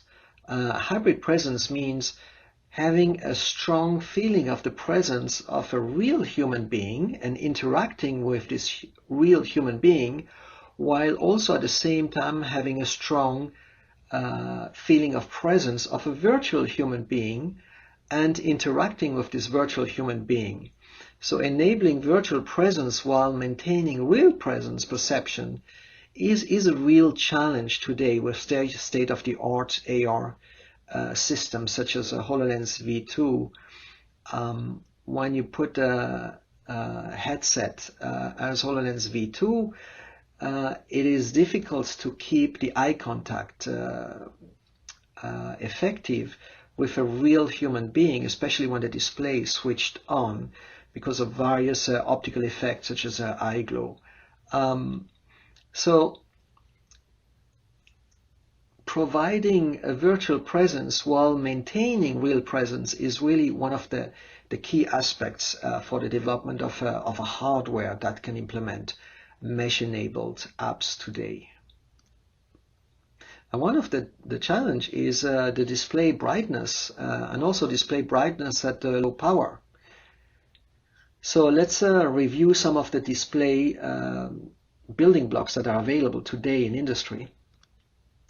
Well, micro OLEDs have been around for some time, and the pixel sizes are now can be even smaller than 4 or 3 microns. Of course, they come in RGB panels with brightnesses about 1 to 2 kilonits, which is okay for free space combiners such as an Nreal goggle, for example, or a Zeiss 2 smart glass. Then high temperature polysilicon backlight LCD, which have been used in Google Glass with 5K nits. Frontlight LCOS, this is an interesting technology that is developed recently that doesn't require a large illumination system. It's a front light. It's basically a waveguide front light that can deliver up to 40K nits, which is really okay for free space combiners, but doesn't really break the barrier to be used in geometric or diffractive waveguide combiners. With backlight LCOS, of course, we are there. Backlight LCOS have been used in Google Glass and in various other waveguide-based systems. But really, the technology that everybody is excited about is micro LEDs, micro inorganic LED arrays, which promise to deliver millions of nits of brightness. Well, today we're not there yet. Most of the micro LED panels are single color. It's very difficult to grow it, but actually band gaps that are at the same time providing RGB. So today we see panels at about 500K nits in single color, but maybe in 2 or 3 years there will be RGB panels with pixels down to 3 microns delivering 1 million nits, but we're not there yet. Backlight DLP is a strong contender.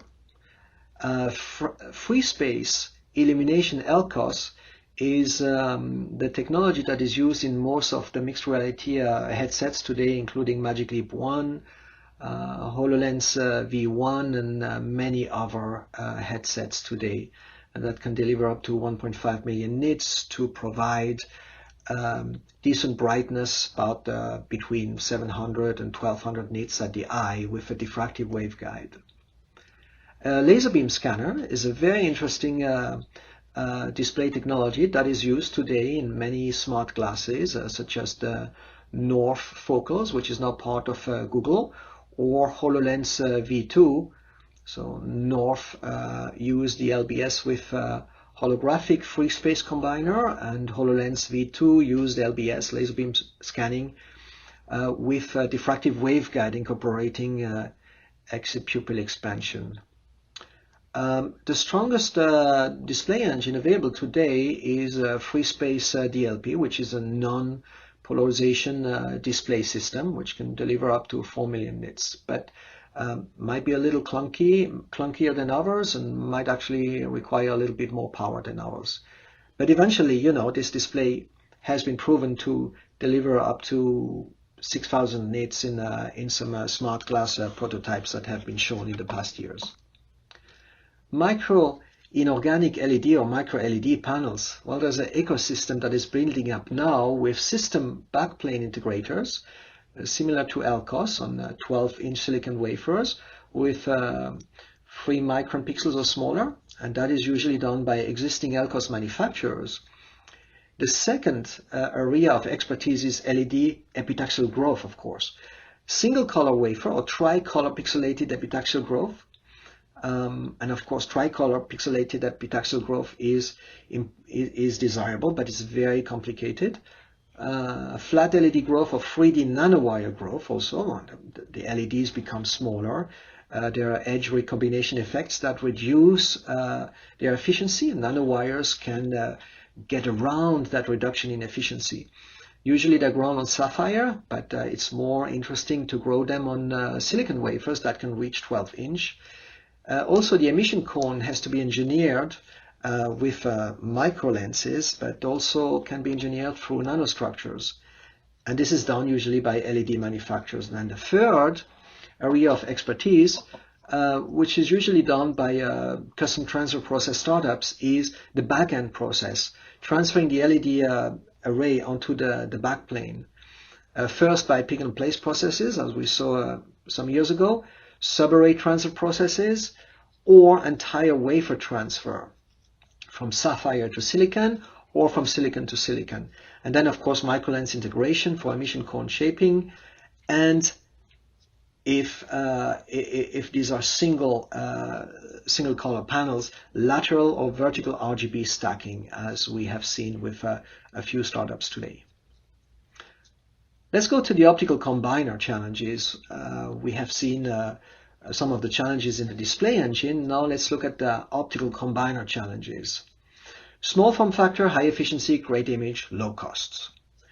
They are legion, and most of them are actually integrating a two-dimensional exit pupil expansion that will reduce the size of the input pupil, therefore reducing the size of the display engine, and providing a comfortable eye box, such as in Microsoft HoloLens, Dispelix, Wave Optics, which is now part of Snap, Digilens, and Lumus.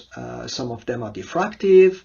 The upper three are diffractive with surface relief gratings. Digilens is volume holographic, and Lumus is reflective. This can be operated either in mirror operation mode or in periscope operation mode, such as in AR goggles. For smart glasses, mirror operation mode is preferred. Diffractive waveguides, as I said before, can be implemented in many different ways. Top-down binary surface relief grating waveguides, top-down analog mirror surface relief grating waveguides, or slanted waveguides. Volume holograms have also been implemented and tried by different companies with various levels of success. Reflective waveguide is completely different. they're not based on diffraction of light, but simple reflection of light with either semi-transparent mirrors, such as in Epson and TOOS, a single mirror, or cascaded semi-reflective mirrors, such as in the Lummus waveguides, which are now doing two-dimensional expansion, and others, or reflective plastic waveguides, such as with OptinVent, who uses either semi-reflective or full reflective mirrors, and also Letin AR, which is using pin mirrors, so very small mirrors that are 100% reflective. Waveguide form factor, of course, everybody wants a curved waveguide, but that comes with different challenges. Most of the waveguides are flat, as you can see here. The only one that is curved is a TOOS waveguide, TOOS dice waveguide, which has one input pupil and one exit pupil. There's no exit pupil expansion, so the field of view is limited, and the eye box is limited, but the waveguide can be curved. If the field of view gets larger and the eye box needs to be larger also, today there's no way around, and most of the waveguides that are implementing this are flat. Eye glow, we talked about this when we talked about hybrid sense of presence, real presence and virtual presence. Eye glow is the amount of light that is extracted by the waveguide to the world. In other terms, to the wrong direction. You know, not all the light is extracted to the eye. Some light is extracted to the world, and that prevents, in most cases, eye contact, which is very important for consumer application and for social comfort.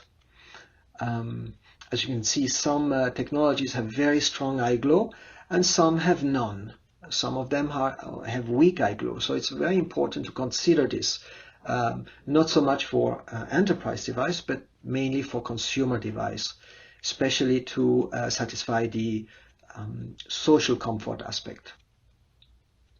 Waveguide materials, glass or plastic. Of course, it's preferable to go to plastic, but plastic has many different challenges, planarity and others. Coupler materials also is very important. These couplers can be gratings or mirrors. They can be glass, resin, photopolymer, or plastic couplers. The waveguide index is very important also to produce, for example, 50 degrees field of view. As you can see, solutions exist from 1.6 to 2.0. And waveguide replication technology.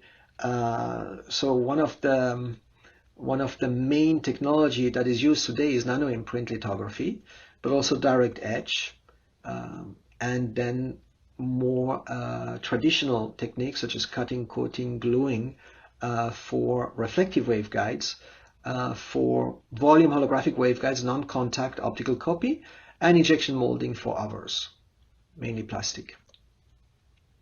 Making the waveguide multifunctional is key to the weight, size, and power reduction, as well as to a better social acceptance for a consumer device. And there are 4 points here. First, improving viewers see-through and allowing eye contact while display is on. Second, integrating vision prescription correction, and this is true for half of the population. Merging display engine functionality into waveguide. For example, display collimation, wobulation, etc. So taking functionality away from the display engine and integrating it in the waveguide is very desirable without increasing the size of the waveguide. And then, of course, introducing sensors into the waveguide for eye tracking, face tracking, and so on. Prescription vision care is a requirement for consumer adoption of smart glasses, and there has been many different ways to include prescription. With a waveguide, without waveguide, with free space combiners. These are some examples. We talked about wobulation. In the waveguide, wobulation really increases the resolution in the time domain, and this is just a few days old, and Digilens, the company in the Silicon Valley, demonstrated a switchable waveguide technology to double the resolution of XR glasses in the waveguide. So porting some of the the challenge is from the display engine to the waveguide without increasing the size of the waveguide is very desirable. Especially today when a micro LED, as we saw before, cannot provide a resolution desired, then the resolution has to be built up in the time domain, for example, with wobulation. 3D vision comfort challenges for binocular glasses. Well, in other terms, this is the divergence accommodation conflict mitigation with a fixed focus, such as in most of the state-of-the-art AR glasses today, and most of these focuses are at 2 meters, for example. There is, depending on where the hologram is, the stereo display is presented, there is a conflict between the divergence of the eyes and the fixed focus of the hologram. Now, this conflict can be measured in diopters, and depending on which optometrist you're talking to, a quarter diopter divergence accommodation conflict can be okay, or you can go, others think that half a diopter conflict is still okay. So with fixed focus at 2 meters with a half diopter conflict, one can present information from nearly infinity to 1 meter on. But really what is important is the hand interaction region for mixed reality, which is in the near field below 1 meter. So solving divergence accommodation conflict comes in many flavors. For example, binary focus switch, continuous varifocal display, multifocal, which is also a temporal light field, or retinal display scan, which has an extended depth of focus, or holographic display, which can provide per pixel depth. So all these techniques are today implemented in various head-mounted architectures, both as products or as prototypes. Summary. This is my summary slide. Is the consumer smart glass recipe ready today for the use cases that we listed, the universal use cases that we listed, and are all the ingredients available today? Now, there's an obsolescence of current hardware. The sales of the smartphones are declining, and there's a context, which is the post-pandemic, which really calls for more virtual presence and interaction between different people who might be separated by thousands of miles, but really providing that sense of co-presence. This is a universal use case, the co-presence, but also a lot of human factors are incorporated in there. For example, human factors that are based on social comfort. There have been, we haven't talked about this because we didn't have time, but there have been several development platforms, that are really effective today, such as OpenXR, and also MR cloud services such as Mesh. We talked about Mesh, C3 for Magic Leap, and so on. Hardware architectures are being developed both in display, imaging, and sensing, and we talked about the display engine and waveguides in this talk. Technological building blocks, processes, equipment, and materials have been developed, such as in nanoimprint lithography, for example, with high-index resins and large-scale surface relief grating production, but also high-resolution micro-LED panels production, and of course readiness of contract manufacturers to integrate this. And last but not least, VC, venture capital and corporate capital investments have been very active these past years, including public investments such as what we saw with the IVAS project, the integrated visually augmented system helmet for defense. And I think all this shows that the consumer smart glass recipe might be ready today, and all ingredients might actually be available. This is the end of my talk. Thank you very much for your attention. And again, I'm thanking Professor Byung-Yo Lee for inviting me to give this talk. And I hope I convinced you that the universal use cases for consumer smart glasses might be around the corner, and that most of the hardware building blocks, the critical key building blocks for display, imaging, and sensing are being prepared and will be ready in the next years. Thank you.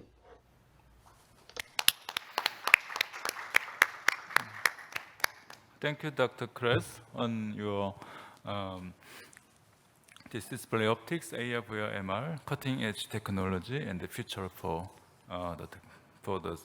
this kind of area. And now is closing the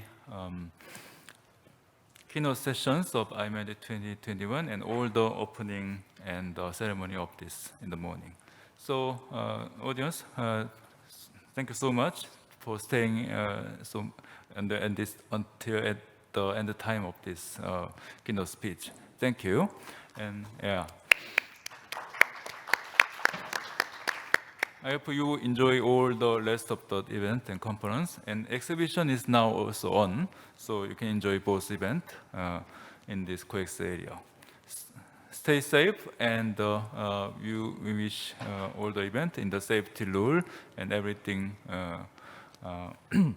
we prepared for your scientific and technology event or exhibition. Thank you.